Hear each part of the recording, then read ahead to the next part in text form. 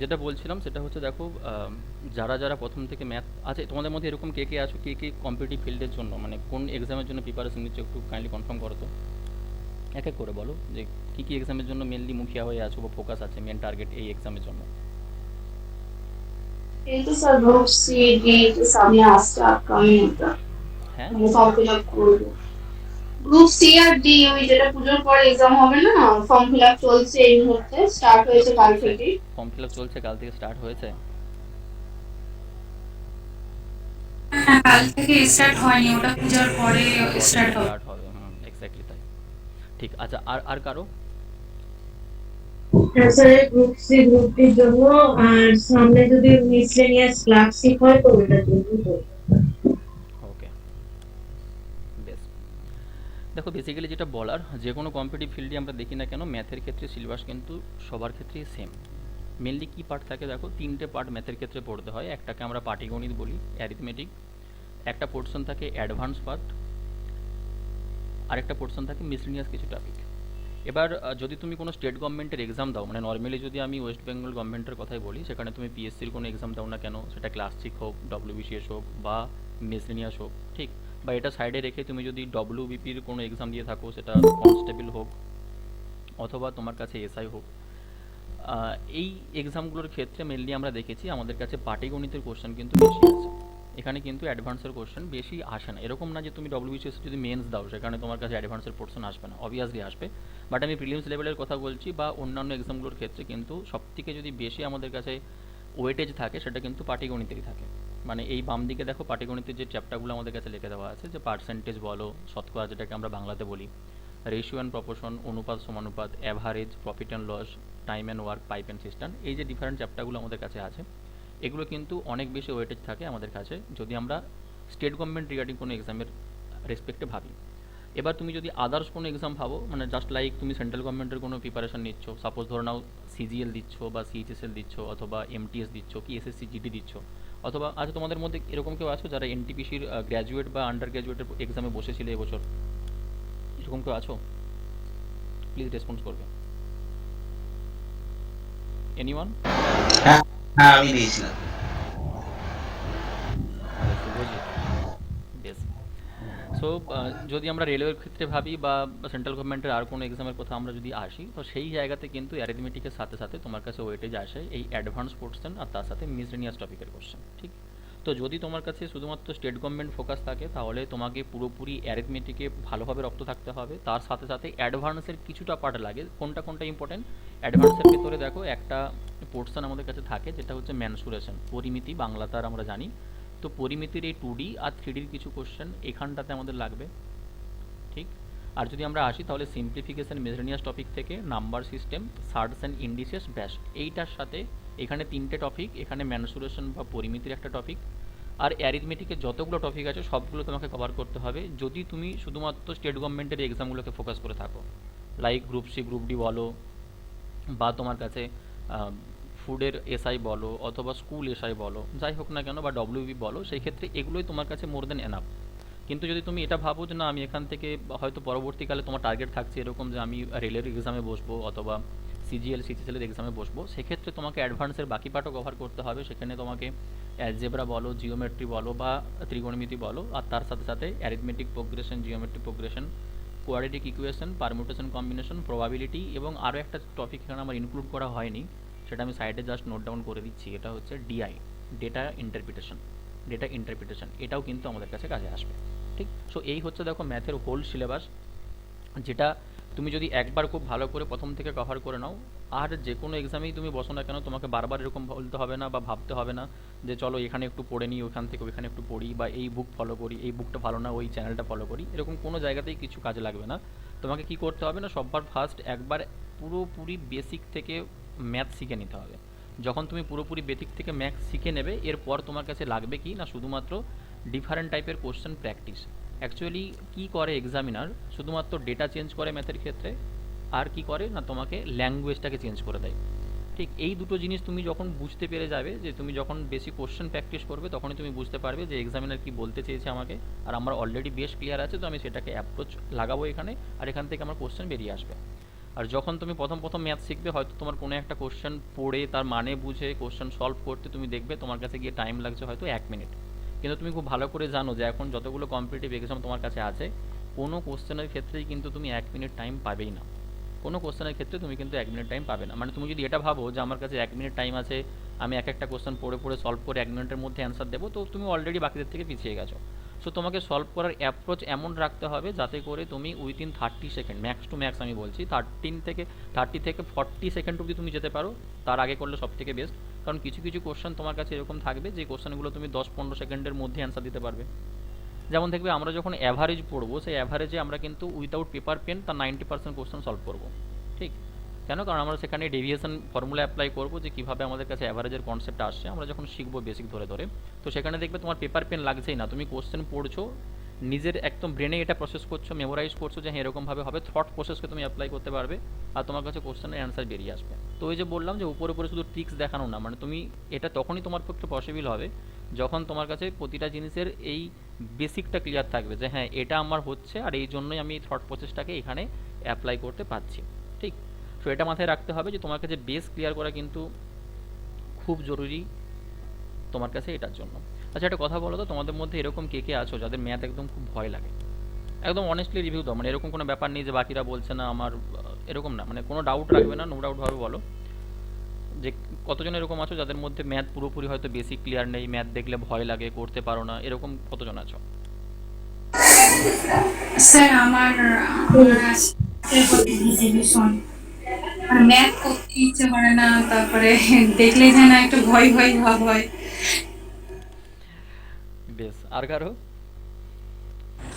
হ্যাঁ স্যার, আমার তো আচ্ছা দেখো, একটা রিয়েল এক্সাম্পল তোমাকে আমি দিই। প্রথম কথা হচ্ছে যে কোনো জিনিস তোমাকে যদি শিখতে হয়, সেই জিনিসটার প্রতি তোমাকে ভালোবাসা বাড়াতে হবে। ঠিক আছে, আগ্রহ তৈরি করতে হবে। আর এই আগ্রহ কিন্তু কখনো বাইরের থেকে বলে বলে আসে না। আমি তোমাকে সাপোজ ম্যাথ পড়াচ্ছি মানে যে আমি তোমাকে এরকম বলবো চলো ম্যাথকে ভালোবাসো, ম্যাথ কিচ্ছু নেই, ম্যাথ খুব ইজি, এরকম না। তোমার নিজের ভেতর থেকে এটা তৈরি হতে হবে যে হ্যাঁ আমি পারি, আমি পারবো। তুমি আমাকে একটা কথা বলো, তুমি যেরকম বলছো যে ধরো নাও আমি ম্যাথ পারি না, ম্যাথ দেখলে ভয় লাগে, প্র্যাকটিস করতে ইচ্ছে করে না। তুমি আমাকে জাস্ট কে প্রথমে যেন ছিলে, রিনা ছিলে তাই তো? প্লিজ একটু আনমিউট করো, আমি তোমাকে দু একটা কথা জিজ্ঞাসা করতে চাইছি। হ্যাঁ স্যার।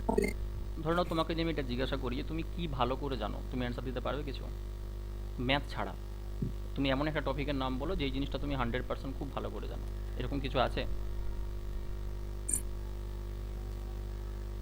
বলো, ক্যাজুয়ালি বলো, মানে এরকম কোনো ব্যাপার নেই, জাস্ট বলো যে তুমি, তোমাকে যে আমি এটা জিজ্ঞাসা করতাম যে ম্যাথ যেরকম তুমি বলছো যে পারো না বা ভয় লাগে, তো সেরকম তোমার কাছে এরকম কোনো টপিক বা সাবজেক্ট আছে যেটা তুমি খুব ভালোভাবে জানো? পার্সেন্ট জানি না, মানে আমার সাবজেক্ট জিওগ্রাফি ছিল, আর মোটামুটি 100% কখনো জানি না। যার যেই যার যেই সাবজেক্টই থাকুক না কেন বা যে কোনো টপিকের কথা আমরা আসি না কেন, কিন্তু জানবে যে কেউ, কোনো মানুষই কখনো সেখানে 100% কিন্তু জানে না। তুমি বলো যে আমি যদি তোমাকে বলি যে হ্যাঁ আমি ম্যাথের সব জানি, আমাকে দেখবে কেউ কোনো না কোনো জায়গা থেকে এমন একটা কোশ্চেন জিজ্ঞাসা করতে পারে যেটা হয়তো আমার জানা নেই, হ্যাঁ কি না? তুমি জিওগ্রাফি হ্যাঁ নিয়ে স্যার। পড়েছো, তোমাকে জিওগ্রাফি দেখবে এমন একটা জায়গা থেকে কেউ না কেউ কোশ্চেন করে দেবে যেই কোশ্চেনটা তুমি উত্তর দিতে পারবেই না। তো যখন তোমার কাছে এটা তৈরি হচ্ছে যে হ্যাঁ তুমি কোনো জিনিসই ভালো করে জানো না, তো সেক্ষেত্রে তুমি ম্যাথের ক্ষেত্রে কেন ভয় লাগাচ্ছ? তো তুমি বাকি আদার সাবজেক্টের মতো এটাকে ট্রিট করো যে হ্যাঁ আমি ওটাও জানি না সব পুরোপুরি, তো আমরা এটাও ধরে নেবো যে হ্যাঁ আমি ম্যাথে পারি। তোমাকে এরকমভাবে ভাবতে হবে না যে আমি ওই সাবজেক্টগুলো মোটামুটি পারছি, এই সাবজেক্টগুলো মোটামুটি পারছি না, ছাড়ো ওসব আলাদা ব্যাপার, ওগুলোকে আমরা সাইডে রাখি। আমাদের টার্গেট এটাই থাকবে যে এমনভাবে আমরা ম্যাথটাকে শিখবো যাতে করে ম্যাথের প্রতি প্রত্যেকের ভালোবাসা বাড়ে এবং এটা তৈরি হয় যে না ম্যাথ দেখলে তোমার কাছে আর ভয় লাগছে না এবং কোশ্চেনকে তুমি সলভ করতে পারবে। ঠিক আছে? ঠিক তো আছে আমরা স্যার। প্রথম থেকে অ্যাপ্রোচ ঠিক সেরকমভাবে আসবো। আমি আজকের ক্লাসে যতগুলো কোশ্চেন আছে সবগুলোই কিন্তু প্রিভিয়াস ইয়ার, মানে 2016-তে যে গ্রুপ সি এবং গ্রুপ ডির এক্সাম হয়েছিল WBSSCর, সেখান থেকে কোশ্চেন তোলা এবং তার উপরে বেশ করে কিছু কোশ্চেন আমি তুলেছি যেগুলো এইবারের এনটিপিসি এক্সামে এসেছে, মানে রেলের যে এনটিপিসির এক্সাম হয়েছে তো সেই এক্সামে এসেছে 2025-এর। সো 2016-তে এক্সাম এসেছিলো কোশ্চেন যেটা স্টেট গভর্নমেন্টের, 2025-এ এক্সাম এসেছে যেটা সেন্ট্রাল গভর্নমেন্টের, দুটোকে একসাথে ভ্যারি করিয়ে বা ট্যালি করিয়ে দেখবে আজকের ক্লাসে আমরা কোশ্চেনকে সলভ করব। ঠিক আছে? সো প্রথম থেকে তোমাদের কাছে একটাই জিনিস বলার, সেটা হচ্ছে যে ম্যাথ শিখতে হলে তোমার কাছে দুটো জিনিস মাথাতে আনতে হবে। এক, যার কাছে শিখছো বা যেখান থেকে শিখছো সেটার প্রতি তোমাকে একটা আগ্রহ তৈরি করতে হবে। আর দুই, কমিউনিকেশনের গ্যাপ যেন তোমার কাছে কখনোই না থাকে। কমিউনিকেশনের গ্যাপ এইটা কিন্তু একটা সবথেকে মারাত্মক ব্যাপার, যেটা তোমাকে অনেক পেছনে ঠেলতে পারে। কেন, তোমাকে আমি জাস্ট এক্সাম্পল দিচ্ছি। সাপোজ ধরে নাও যে ক্লাসে 10জন স্টুডেন্ট আছে, বা তোমরা ধরে নাও 10জন ক্লাস করছো। এবার কোনো একটা কনসেপ্ট আমি বুঝিয়ে দিলাম, আর সেই কনসেপ্টটা ধরে নাও তোমাদের মধ্যে 6জন বুঝতে পারলে, বাকি 4জনের মাথার উপর দিকেই গেল। যখন আমি জিজ্ঞাসা করলাম যে হ্যাঁ তোমাদের মধ্যে কে কে বুঝতে পেরেছো বলো, বা কে কে বুঝতে পারোনি আমাকে বলো, চুপচাপ বসে থাকলে এবং দেখলে যে বাকি যখন কেউ কিছু বলছে না, সেখানে তুমি যদি আনমিউট করে এটা বলতে থাকো যে স্যার আমি বুঝতে পারছি না, আমাকে একটু অন্যরকমভাবে বোঝান, তো তোমার কাছে একটা লজ্জাকর ব্যাপার তৈরি হবে। যদি এই জিনিসটা মাথায় রেখে থাকো, তাহলে কিন্তু কখনোই তুমি ম্যাথ শিখতে পারবে না। এবং আরও একটা জিনিস তুমি এটা ভাববে যে যেই জায়গাটাতে তোমার ডাউট থেকে যাবে, বা যেই জায়গাটা তুমি বুঝতে পারবে না, তুমি হয়তো এরকম ভাবছো যে ম্যাথে তো এতগুলো চ্যাপ্টার আছে, আমি জাস্ট এই ছোট্ট একটা পার্ট বুঝতে পারছি না, এটাকে স্কিপ করে চলে যাই, এটা স্কিপ করলেও আমার কাছে কোনো যায় আসে না। তুমি পরীক্ষার হলে দেখবে তোমাকে সেই জায়গা থেকেই কোশ্চেন জিজ্ঞাসা করেছে, যে জায়গাটাতে তোমার ডাউট থেকে গেছে। কি এরকম হয় না? হয়তো। সো হ্যাঁ স্যার।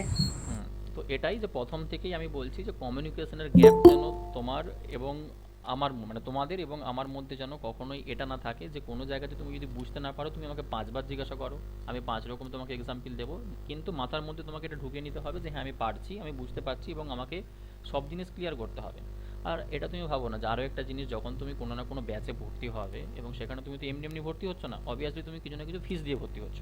তো যখন তুমি কোনো কিছু টাকা খরচা করে সেখানে পড়ার জন্য আসছো, তোমাকে এটা ভাবতে হবে যে আমি যদি সেখানে 10 টাকা প্রোভাইড করে থাকি, আমি সবসময় চেষ্টা করব যে 10 টাকা সেখানে ইনপুট নিয়ে সেখান থেকে 100 টাকার আউটপুট নিয়ে নেওয়ার। কি এটাই তো মেন উদ্দেশ্য আমাদের। তুমি যে কোনো জায়গাতেই বলো, যখনই আমরা কোনো কিছু দেখি, আমরা সবসময় আমাদের নিজেদের কি স্বার্থটা দেখি, যে কোথায় আমাদের প্রফিট আছে। আমাদের জীবনে এরকম দেখি কি দেখি না? বলো, একটু রেসপন্স দাও। তুমি যদি মার্কেটে কখনো মার্কেটে গিয়েও তুমি এটা ভাবো যে 4টে যদি দোকান তোমার সামনে থাকে, তুমি কোনো একটা জিনিস কিনতে গেলে 4টা দোকানে একবার দাম জিজ্ঞাসা করো, যেখানে তোমার কাছে 2 টাকা কমে দেবে বা 5 টাকা কমে দেবে, তুমি চাইবে যে আমি সেখানটাতে কিনবো। কেন? কারণ সেখানে তোমার কাছে প্রফিট থাকছে। তো সেইটাই মতো করে তোমাকে এখানেও ভাবতে হবে যে তুমি যদি কোনো না কোনো ব্যাচে বা কোনো না কোনো জায়গা থেকে কিছু শেখার চেষ্টা করছো, তখন তোমাকে মাথায় এটা রাখতে হবে তুমি যেটা ইনপুট দিচ্ছ না, তার থেকে যেন তোমার কাছে বেশি আউটপুট আসে, মানে তুমি যেন ম্যাক্সিমাম আউটপুট সেখান থেকে পাও, সেই জিনিসটা কিন্তু তোমার মধ্যে রাখতে হবে। না হলে তুমি ওইরকম বাকিদের মতোই হবে, যে তুমি আসবে, পড়বে, আর দেখবে পরীক্ষার হলে তোমার কাছে এক্সাম ক্লিয়ার হচ্ছেই না। অ্যাকচুয়ালি স্বাভাবিক যে পরীক্ষার হলে সবাই এক্সাম ক্লিয়ার কেন করতে পারে না, এই জিনিসগুলো তোমাদেরকে বুঝতে হবে সবার প্রথম। যে ধরো সাপোজ আমি তোমাকে বলছি যে যাই এক্সাম হোক না কেন, যদি গ্রুপ সি গ্রুপ ডির একটা এক্সাম হয়, আর সেখানে যদি 5 লাখ তোমার কাছে স্টুডেন্ট পরীক্ষা দিয়ে থাকে, আর সিট যদি তোমার কাছে সাপোজ 7,000 হয়, তো এইটা কত পার্সেন্টেজ একবার বুঝতে পারছো? 5 লাখ যে টোটাল তোমার কাছে অ্যাপ্লিকেন্ট ছিল পরীক্ষাতে, তার মধ্যে যদি আমাদের কাছে 7,000 জন মাত্র সেখানে কোয়ালিফাই করে থাকে, সেটা একটা জাস্ট ন্যূনতম পার্সেন্টেজ, হ্যাঁ কি না বলো? তো যদি আমরা দেখি যে টোটাল যদি আমাদের কাছে 100% স্টুডেন্ট সেই পরীক্ষাতে বসে থাকে, তার মধ্যে এই 1.5 বলো বা 2% বলো স্টুডেন্ট অনলি সিলেকশন পাচ্ছে। বাদবাকি তুমি যদি দেখো সেই 99% তারা কিন্তু ফেলিওর।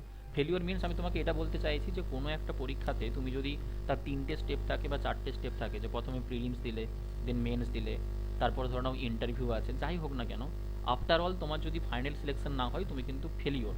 কারণ যতক্ষণ অবধি না তুমি ফাইনাল শীর্ষে পৌঁছতে পারছো, ততক্ষণ অবধি তোমার কেউ কথা শুনবে না। কেউ কথা শুনবে না মিনস আমি তোমাকে এটা বলতে চাইছি যে ধরো তুমি গ্রুপ সি এবং গ্রুপ ডি এক্সামকে টার্গেট করে এগোচ্ছ, আর তুমি আলটিমেটলি এটা দেখলে যে তুমি প্রচুর রাত জেগে পড়াশোনা করছো। মানে পড়াশুনো অ্যাকচুয়ালি প্রচুর কষ্টকর জিনিস, এরকম কখনো হয় না যে তুমি মানে আরামসে বাদ বাকি সব জিনিসের মধ্যে করে নিতে পারবে। অবভিয়াসলি সেটা কষ্টকর একটা জিনিস। তো তোমাকে পড়তে হলে ধরে নাও টাইম বের করতে হবে বিভিন্ন কাজের মাঝে, তুমি তারপরে বাকি সব কিছু ম্যানেজ করে তোমাকে পড়াশোনার কাজে আসতে হবে।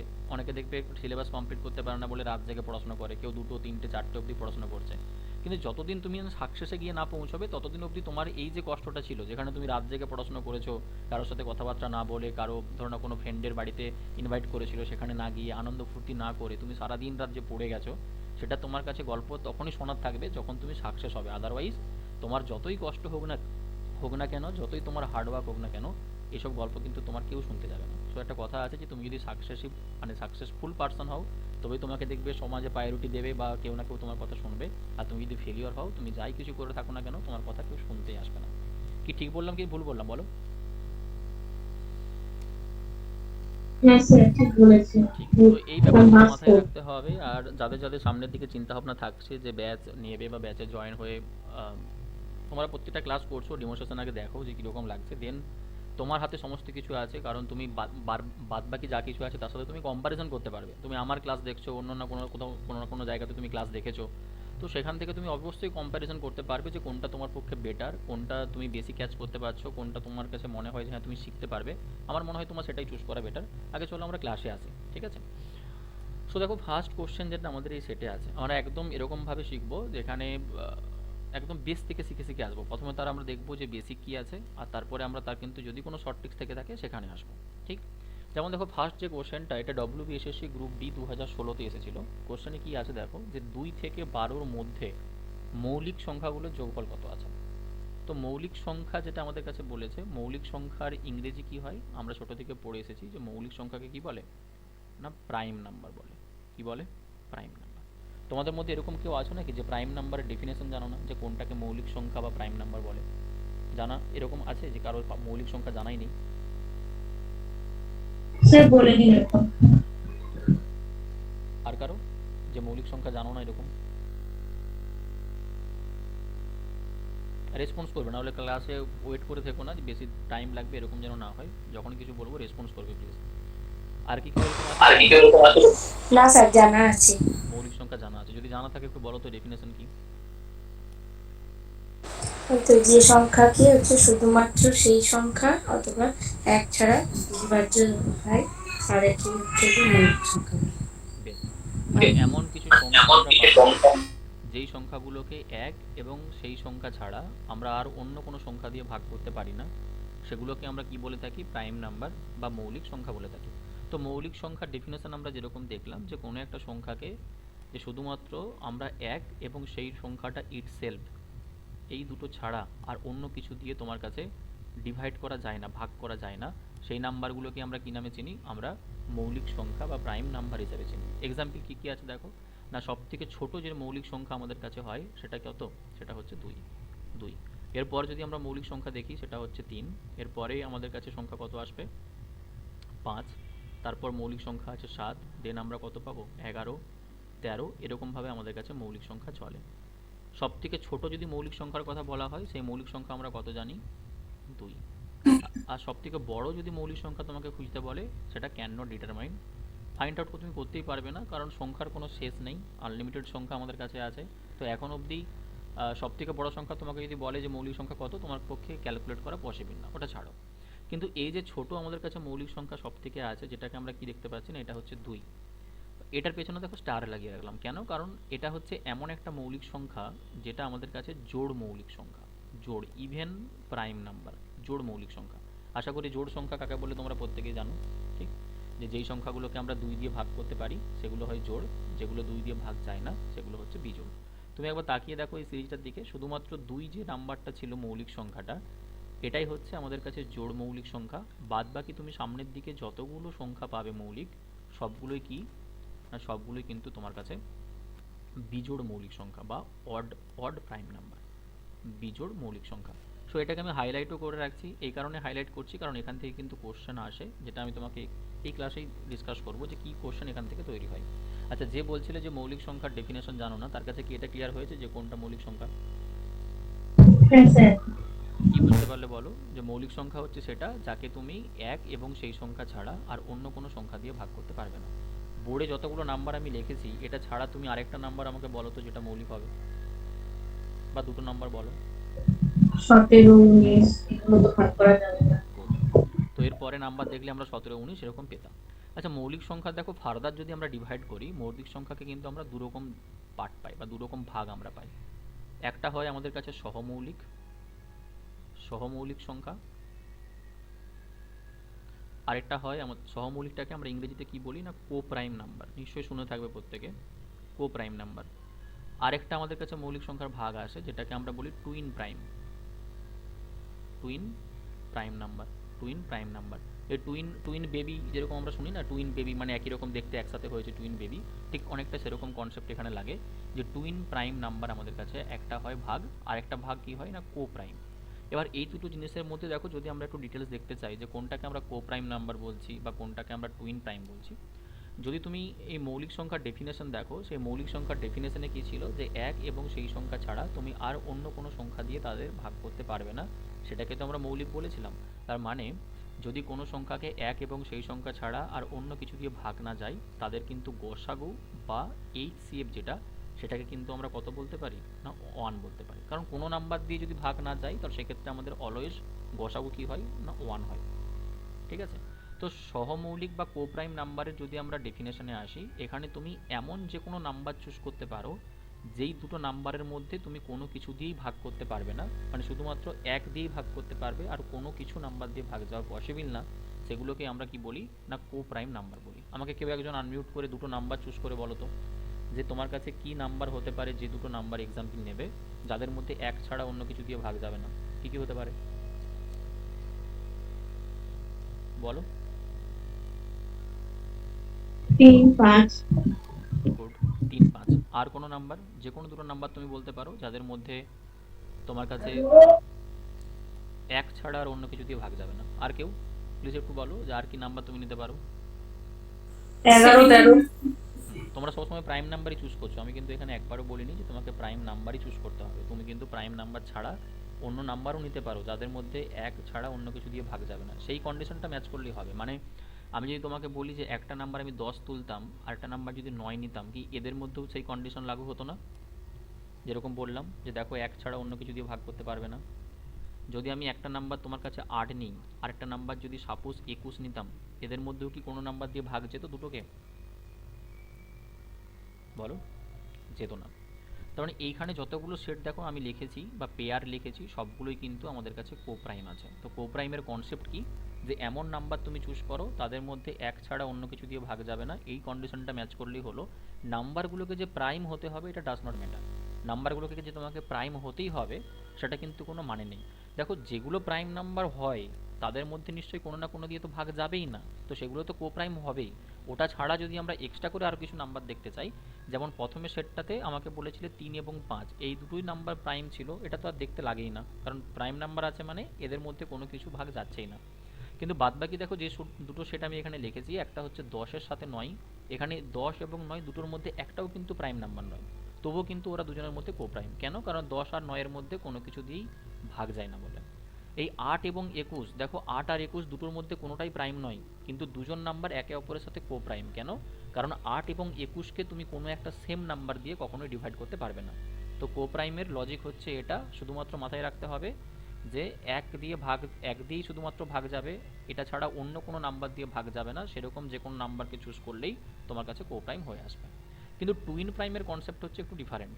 টুইন প্রাইমের কনসেপ্ট কি না, টুইন প্রাইমের কনসেপ্ট হচ্ছে যে তোমাকে নাম্বার দুটোকে মাস্ট কি হতে হবে, নাম্বার দুটোকে মাস্ট মৌলিক সংখ্যা বা প্রাইম নাম্বারই হতে হবে। আর নাম্বার দুটোর মধ্যে অলওয়েজ যে গ্যাপ বা ডিফারেন্স, নাম্বার দুটোর মধ্যে যেটা ডিফারেন্স সেটা তোমাকে কত হতে হবে না, 2 হতে হবে। তোমাকে এখন এমন নাম্বার চুজ করতে হবে যেই নাম্বার দুটোর মধ্যে তুমি গ্যাপ 2 করে পাবে, আর সেই নাম্বারগুলো মাস্ট প্রাইম নাম্বারই হবে, তবেই সেটাকে আমরা টুইন প্রাইম বলতে পারবো। এবার আমাকে এক্সাম্পল দাও তো যে টুইন প্রাইমের এক্সাম্পল কী কী হতে পারে, কেউ বলো একজন, যে দুটোই তোমাকে প্রাইম নাম্বার নিতে হবে আর তাদের মধ্যে কিন্তু ডিফারেন্সটা তোমাকে 2 হতে হবে। কি কি হতে পারে বলো? 17, 19। হতে পারে 17, 19।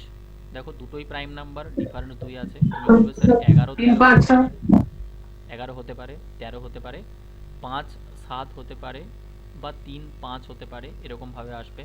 এরপর তুমি দেখো গিয়ে পাবে কোথায়, 29 পাবে, 31 পাবে।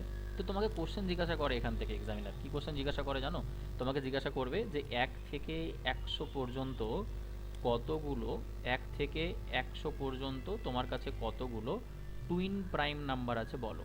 টুইন প্রাইম, তো তুমি যদি প্রাইম নাম্বারের এই ভাগটাই না জানতে যে টুইন প্রাইম আমরা কাকে বলে, এটা না জানলে তুমি এটার অ্যান্সার দিতেই পারতে না, যে 1 থেকে 100 পর্যন্ত তোমার কাছে টোটাল কতগুলো টুইন প্রাইম পেয়ার বেরোবে। তখন তোমাকে কাউন্ট করতে হবে যে স্যার প্রথমে 3, 5 ছিল, এটা একটা পেয়ার, তারপরে 5, 7 এটা একটা হবে, দেন 11, 13 এটা আমরা পাবো, তারপরে আমরা পাবো কোথায় 17, 19, তাই না? এরকমভাবে তোমাকে এখানে কাউন্ট করতে হবে। কি মৌলিক সংখ্যা ব্যাপারটা বোঝাতে পেরেছি তো? এবার কোশ্চেনে আসো।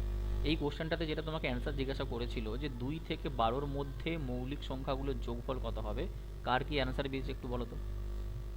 একদম ইজি কোশ্চেন আছে, মানে একদম বাচ্চাদের কোশ্চেনের মতো এটা, কিন্তু কে কে অ্যান্সার কারেক্ট করছো সেটার উপর ডিপেন্ড করছে যে কীভাবে তুমি কোশ্চেনটা ল্যাঙ্গুয়েজ বুঝতে পারছো। কারো বেরিয়েছে কি অ্যান্সার যে 2 থেকে 12 পর্যন্ত যতগুলো মৌলিক সংখ্যা আছে তাদের যোগফল কত হবে? স্যার 28। হুম, কারো তো হবে, বলো।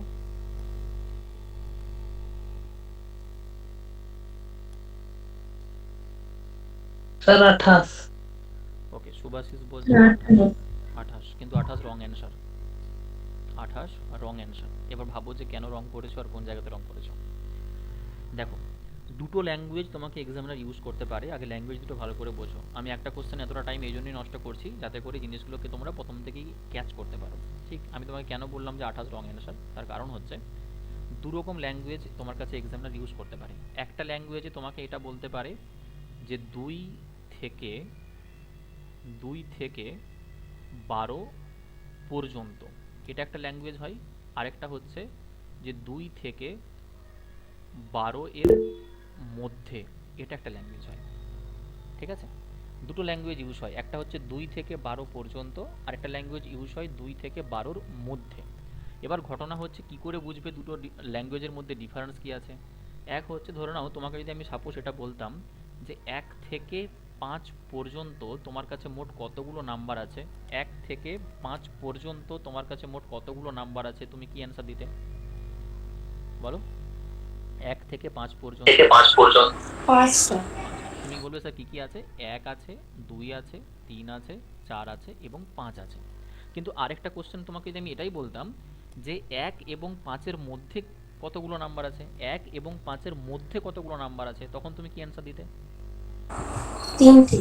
তখন তুমি বলবে 3। স্যার অনলি 3টে নাম্বার আছে। কোনটা? এই 2 আছে, 3 আছে আর 4 আছে। ঠিক, তো যখন তোমাকে মধ্যে ল্যাঙ্গুয়েজটা ইউজ করবে তখন আমরা কি দেখলাম যে আমরা প্রথমের এই বাউন্ডারিটাও ইউজ করতে ধরতে পারছি না আর লাস্টের এই বাউন্ডারিটাও নিতে পারছি না। ওই দুটোকে বাদ স্যার দিয়ে দেওয়ার মানে পর 2 আর 12 মানে 2টা বাদ দিতে হবে।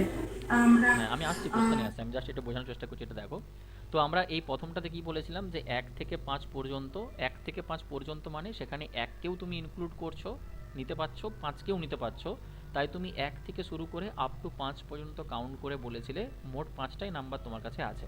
কিন্তু যখনই তোমাকে এক্সামিনার ল্যাঙ্গুয়েজ চেঞ্জ করে বললো যে 1 থেকে 5 পর্যন্ত, এর পর্যন্ত না, 1 এবং 5-এর মধ্যে কতগুলো নাম্বার আছে, তখন কিন্তু আমরা না 1কে ধরতে পারবো না 5কে ধরতে পারবো, এদের শুধুমাত্র মিডিলের নাম্বারগুলোকে আমরা নিতে পারবো।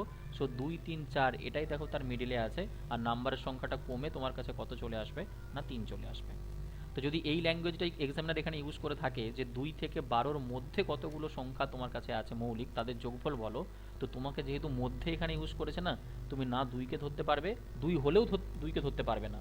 2 যদি মৌলিক হয় তবুও আমরা ওকে নিতে পারবো না, আর 12 যদি সাপোজ মৌলিক হতো ওকেও আমরা নিতে পারবো না। তোমাকে নিতে কোনটা হবে? এদের মিডিলের নাম্বারগুলোকে। তো আমরা কোনটা কোনটা নিতে পারবো? তুমি বলবে স্যার 3কে নিতে পারবো, 5কে নিতে পারবো, 26 হবে না? 7কে নিতে পারবো আর 11কে নিতে পারবো। তো এই নাম্বারগুলোকে তুমি যদি যোগ করো, দেখো 3, 5, 8, 7, 15 আর 11তে 26। সো এই কোশ্চেনটা রাইট অ্যান্সার তোমার কাছে অপশন এ আসবে। ক্লিয়ার করতে পারলাম স্যার ক্লিয়ার হয়েছে। বাকিদের?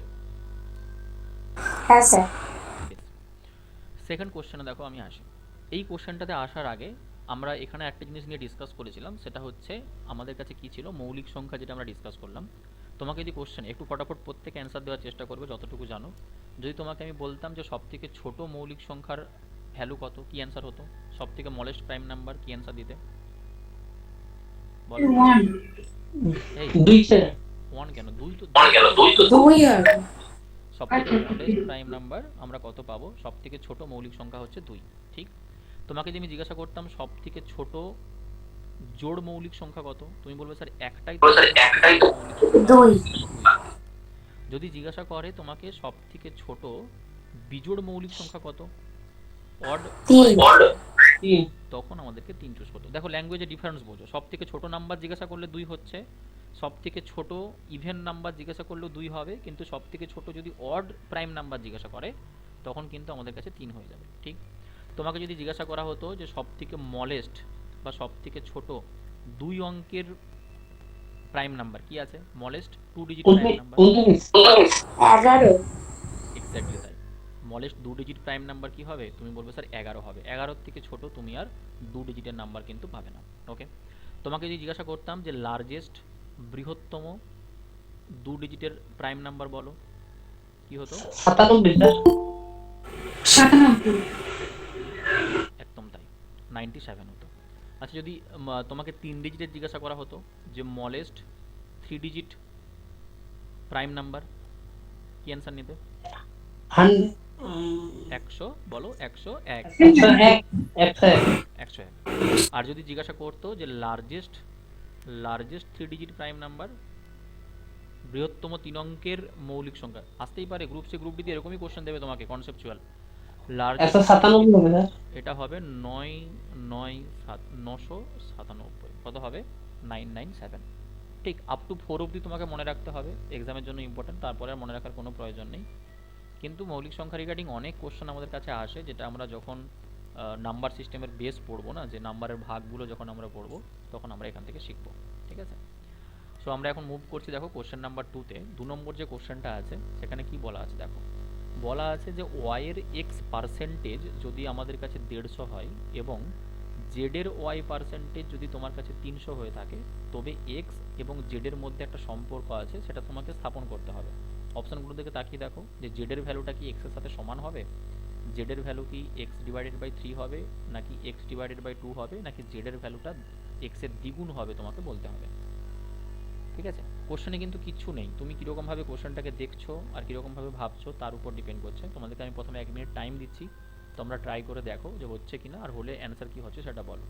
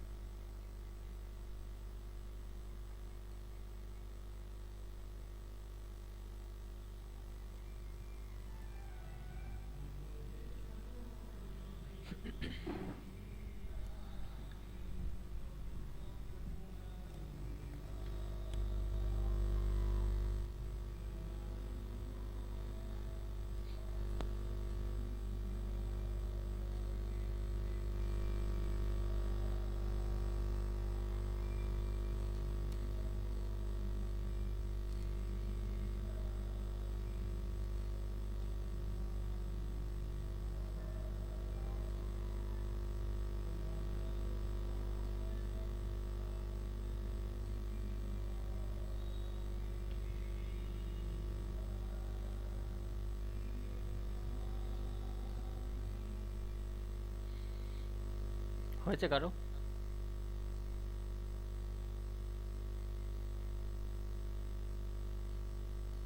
স্যার অপশন সি হবে। Z equal to X by 2, তাই তো? এটা আসছে তোমার? আচ্ছা, আমাকে একটা কথা বলো সবার প্রথম, যে পার্সেন্টেজের ভ্যালু তোমরা বের করতে জানো, হ্যাঁ কি না? কুইক একটু রেসপন্স করবে প্লিজ, না হলে এটা তো অসুবিধাই যদি কিছু জিজ্ঞাসা। ভুলে গেছি স্যার।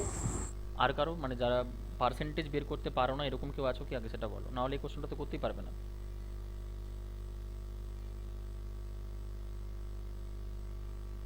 বেশ, স্যার বলে দিন।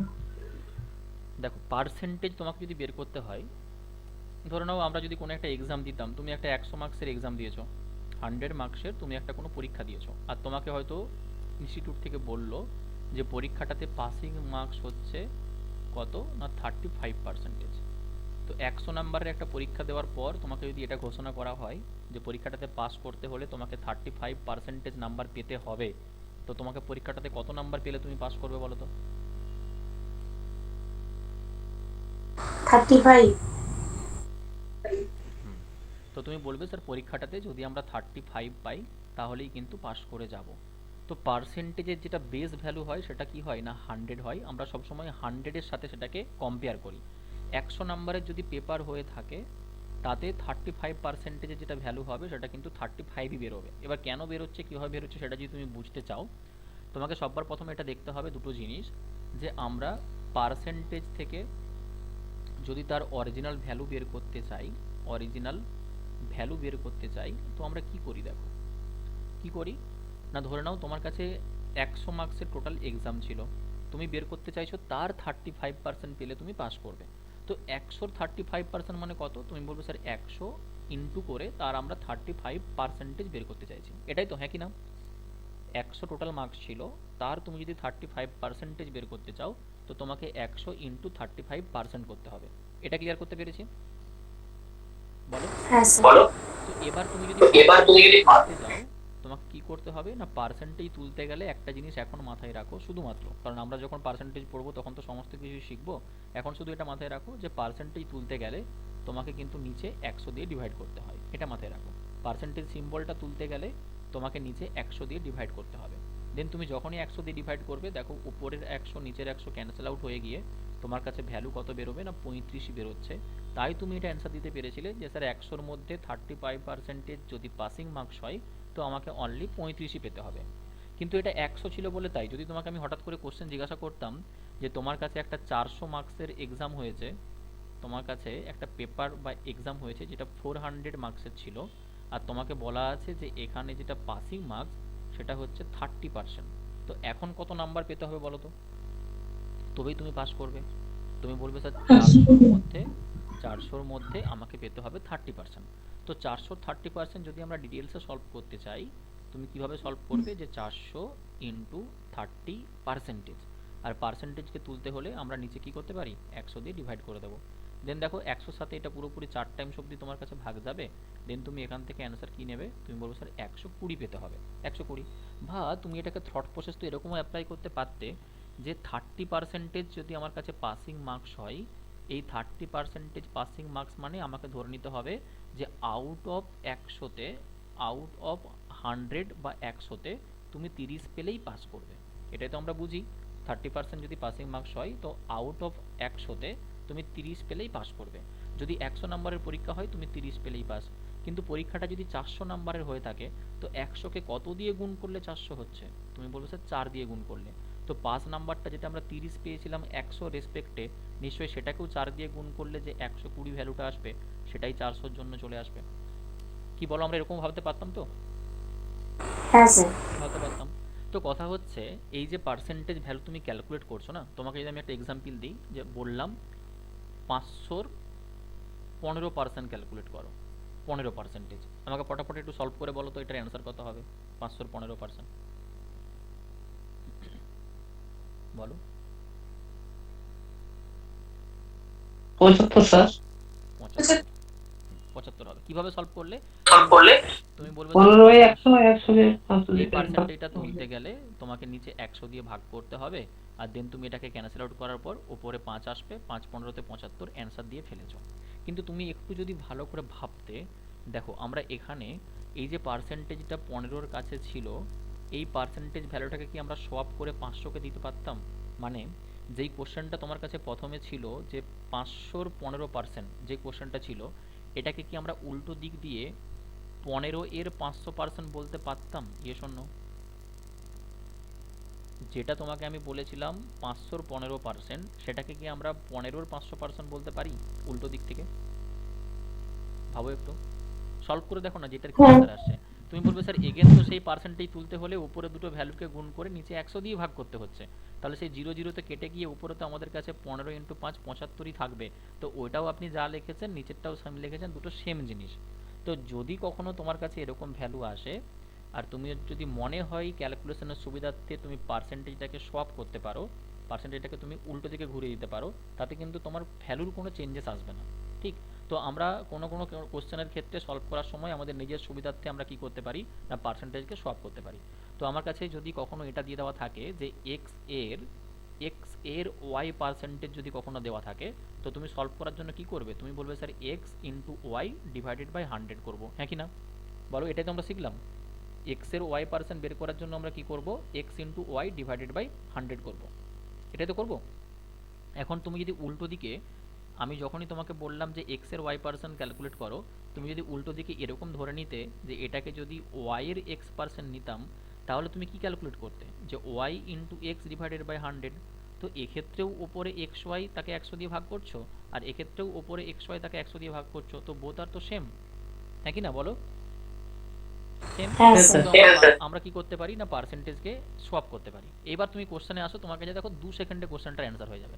তোমাকে প্রথম কোশ্চেনটাতে কি মানে লাইনটাতে কি বলা আছে দেখো, তোমাকে প্রথম লাইনে এটা বলা আছে যে ওয়াই এর এক্স পার্সেন্ট হচ্ছে 150। কি বলা আছে? ওয়াই এর এক্স পার্সেন্ট 150। এটা তুমি লিখে নাও যে ওয়াই এর এক্স পার্সেন্টেজ তুমি কত পেয়েছো, তুমি বলবে স্যার 150 পেয়েছি। তারপরে কি বলা আছে নিচে, জেড এর ওয়াই পার্সেন্ট হচ্ছে 300, ঠিক? তো জেড এর ওয়াই পার্সেন্টেজ তার ভ্যালু তুমি কত পেয়েছো, 300 পেয়েছো। তুমি বলবে যে পার্সেন্টেজ ভ্যালু যেটা আছে না, এটাকে দেখো একবার এখানে এক্স এর কাছে লাগানো আছে আর নিচে কি ওয়াই এর কাছে লাগানো আছে। তোমার হিসেবের সুবিধার্থে তুমি এই পার্সেন্টেজ সিম্বলটাকে কি এখানে ওয়াই কে দিয়ে দিতে পারতে ওপরে? বলো। আমার Yes, হিসেবের sir. সুবিধার্থে আমরা দিয়ে দিতে পারতাম। আর যদি তুমি ওই পার্সেন্টেজটাকে ওয়াই কে দিয়ে দিতে পারো, তখন লাইনটাকে ঘুরে আমরা এরকমও তো লিখতে পারি যে উপরের লাইনটা তখন কি হয়ে যাবে উল্টো দিকে, বলো তো, এক্স এর ওয়াই পার্সেন্ট। Y percent. তো যদি তোমার কাছে একটা লাইনে তোমাকে এটা বলে থাকে যে এক্স এর ওয়াই পার্সেন্ট 150, আরেকবার যদি এটা বলে থাকে যে জেড এর ওয়াই পার্সেন্ট 300, তো দুই জায়গাতেই যে ওয়াই পার্সেন্ট আছে এটাকে যদি আমরা এলিমিনেট করতাম, এক্স এর ভ্যালু এখানে 150 পাচ্ছি আর জেড এর ভ্যালু আমরা এখানে 300 পাচ্ছি। তো ক্লিয়ার দেখতে পাচ্ছ জেড এর সঙ্গে এক্স এর রিলেশন তৈরি করতে গেলে জেড এর ভ্যালুটা এক্স এর কত গুণ, বলো? গুণ। তাহলে অ্যান্সার কোনটাকে চুজ করবে? Z equal two 2 into x, option D হয়ে যাবে, দেখো রাইট। সো পুরো গল্প তোমাকে আমি ইতিহাস শোনালাম, বাট এটা কিছু না, তুমি পরীক্ষার হলে অ্যাপ্রোচ দেখতে পাচ্ছ, ওই দুটো লাইনকে তুমি লিখবে, বা তোমার লেখারও প্রয়োজন নেই, তুমি ডিরেক্টলি এরকমভাবে পার্সেন্টেজটাকে ঘুরিয়ে দিলেই ধরে নিতে পারবে যে স্যার উপরে ভ্যালু যদি 150 হয়, নিচে যদি 300 হয়, মানে দুগুণ দেখতে পাচ্ছি, কোথায় এখানে অপশনে দুগুণ আছে সেটা করলে অ্যান্সার হয়ে যেত। কি হতো না? বলো, হতো কি হতো না? স্যার লাস্টে কি বলে বললে এই জায়গাটা কোন জায়গাটা? জেডের জন্য ওই এটা যখন আমি দ্বিগুণ তোমাকে হলো এটা এবার বললাম, শোনো, প্রথম লাইনটাতে কি ছিল একবার পড়ো। প্রথম লাইনটাতে কি ছিল যে ওয়াই এর এক্স পার্সেন্টের মান 150, এটা তো ছিল। আমি কি করেছি, আমি পার্সেন্টেজটাকে ওয়াই কে দিয়ে দিয়েছি। যখনই তুমি পার্সেন্টেজটা ওয়াই কে দেবে, তখন তুমি লাইনটাকে কি লিখতে পারো যে এক্স এর ওয়াই পার্সেন্টের মান 150, তাই তো? যদি তুমি পার্সেন্টেজটাকে সোয়াপ করে দাও, দেন আমরা এটা বলতে পারি যে এক্স এর ওয়াই পার্সেন্টের মান 150। আগে বলো এই লাইনটা বুঝতে পেরেছো, হ্যাঁ কিনা? হ্যাঁ স্যার পেরেছো? আর নিচের লাইনে তোমার কাছে ক্লিয়ার লেখা আছে যে জেড এর ওয়াই পার্সেন্টের মান 300 হচ্ছে।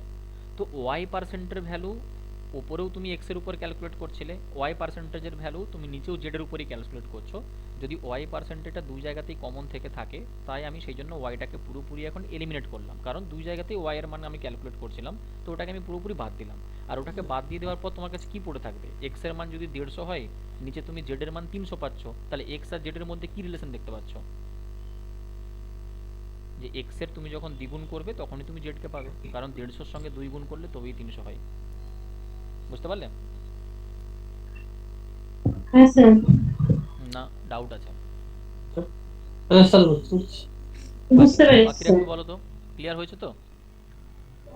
হ্যাঁ স্যার। দেখো এই যে কোশ্চেনটা আছে, এটা ডব্লিউবি এসএসসি গ্রুপ ডি 2016 তে এসেছিল, যেখানে একটা নাম্বার তোমার কাছে গিভেন আছে যে 56 48 23, এই একটা সংখ্যা, এই সংখ্যাটাতে 4 এর স্থানীয় মান এবং অভিহিত মানের মধ্যে গুণফল কত হবে তোমাকে বের করতে হবে। তো স্থানীয় মান এবং অভিহিত মান যেটা হয় না, সেটাকে ইংরেজিতে আমরা কি বলি? স্থানীয় মানকে আমরা বলি প্লেস ভ্যালু, স্থানীয় মানকে আমরা ইংরেজিতে বলি প্লেস ভ্যালু, আর অভিহিত মানকে আমরা কি বলি না, তার ফেস ভ্যালু। ফেস ভ্যালু কারো কি এটা অজানা আছে নাকি যে কোনটাকে আমরা প্লেস ভ্যালু আর কোনটাকে আমরা ফেস ভ্যালু বলে থাকি? এটা কারো অজানা আছে? তাহলে আমি বলবো। না স্যার, জানা আছে। জানা আছে? কারো অজানা আছে কি, একটু বলো। স্যার ফেস ভ্যালুটা একবার বলবেন? ফেস, ফেস মানে কি, তুমি তাকে দেখছো যেটা, সেটাই হচ্ছে তার ফেস ভ্যালু, ঠিক? তুমি 4কে কি দেখছো, 4ই দেখছো, ওটাই ফেস ভ্যালু। তুমি 6কে কি দেখছো, 6 দেখছো, ওটাই তার ফেস ভ্যালু। কিন্তু প্লেস ভ্যালুটা ডিফারেন্ট। প্লেস ভ্যালুটা ডিপেন্ড করছে যে সেই ডিজিটটাকে তুমি কোন প্লেসে বসিয়েছো তার উপরে তার প্লেস ভ্যালু বেরিয়ে আসে। জাস্ট এক্সাম্পল তুমি এরকম ভাবো যে আমরা যখন ছোটোবেলাতে নাম্বার লিখতাম, তখন একদম ডান দিকেরটাকে আমরা কি লিখতাম, ওয়ানস প্লেস বা একক স্থানীয় অঙ্ক, তার আগে লিখতাম দশক স্থানীয় অঙ্ক, তার আগে লিখতাম শতক, তার আগে লিখতাম হাজার, কি এরকম ভাবে লিখতাম তো কোনো একটা নাম্বারকে লেখার সময়? ঠিক আছে, ধরে নাও তোমাকে আমি যদি একটা নাম্বার হ্যাঁ স্যার। লিখি যে 1 3 5 এবং 4, তুমি বলবে স্যার এই নাম্বারটা আমার কাছে লেখা আছে 1354, কিভাবে হয়েছে না, এটার একটা এক্সপান্ড ফর্ম হয়, এটার একটা এক্সপান্ড ফর্ম হয়। কীরকম এক্সপান্ড ফর্ম? এই একটা কত নম্বর ঘরে বসে আছে? হাজারের ঘরে বসে আছে। তুমি বলবে স্যার তাহলে এককে কতর সাথে গুণ করতে হবে? যেহেতু হাজারের প্লেসে বসে আছে, হাজারের সাথে গুণ করুন, টোটাল ভ্যালু আপনি ওখান থেকে কত পাবেন? না 1000 পাবেন। কত পাবেন? না 1000 পাবেন। যদি 3 শতকের ঘরে বসে থাকে তো 3কে আমরা কি করব? 100 সাথে গুণ করব, দেন তুমি পাবে কত? এখান থেকে 300। যদি তুমি 5 দশকের ঘরে বসে থাকে তো 5কে তুমি 10-এর সাথে গুণ করবে, তোমার কাছে বেরোবে 50। আর 4 যদি এককের ঘরে বসে থাকে তো 4কে তুমি 1-এর সাথে গুণ করবে, তোমার কাছে আসবে 4। আর সবটাকে তুমি যোগ করে দেখো, তোমার কাছে 1354 চলে আসবে, যেই নাম্বারটা এখানে বসে নেওয়া ছিল। তো এটা হচ্ছে তার কি না এক্সপান্ড ফর্ম। Expand form. এবার এই যে তুমি 3-এর যদি তোমাকে আমি জিজ্ঞাসা করতাম যে 3-এর ফেজ ভ্যালু কত, ফেজ ভ্যালু বা অভিহিত মান বা মুখ্য মান কত, তুমি বলবে স্যার 3কে আমি অ্যাজ ইট ইজ 3 হিসাবেই দেখছি, তো 3-এর ফেজ ভ্যালু তো 3ই হবে। 3-এর ফেজ ভ্যালু যদি জিজ্ঞাসা করা হতো তুমি বলতে স্যার 3ই হবে। কিন্তু 3-এর যদি তোমাকে আমি প্লেস ভ্যালু জিজ্ঞাসা করতাম যে কোন প্লেসে আছে বা তার প্লেসের ভ্যালুটা কত, স্থানীয় মান কত, তখন তোমাকে কি বলতে হতো জানো? তুমি বলবে স্যার 3 বসে আছে কত নম্বর স্থানে? শতকের ঘরে আছে।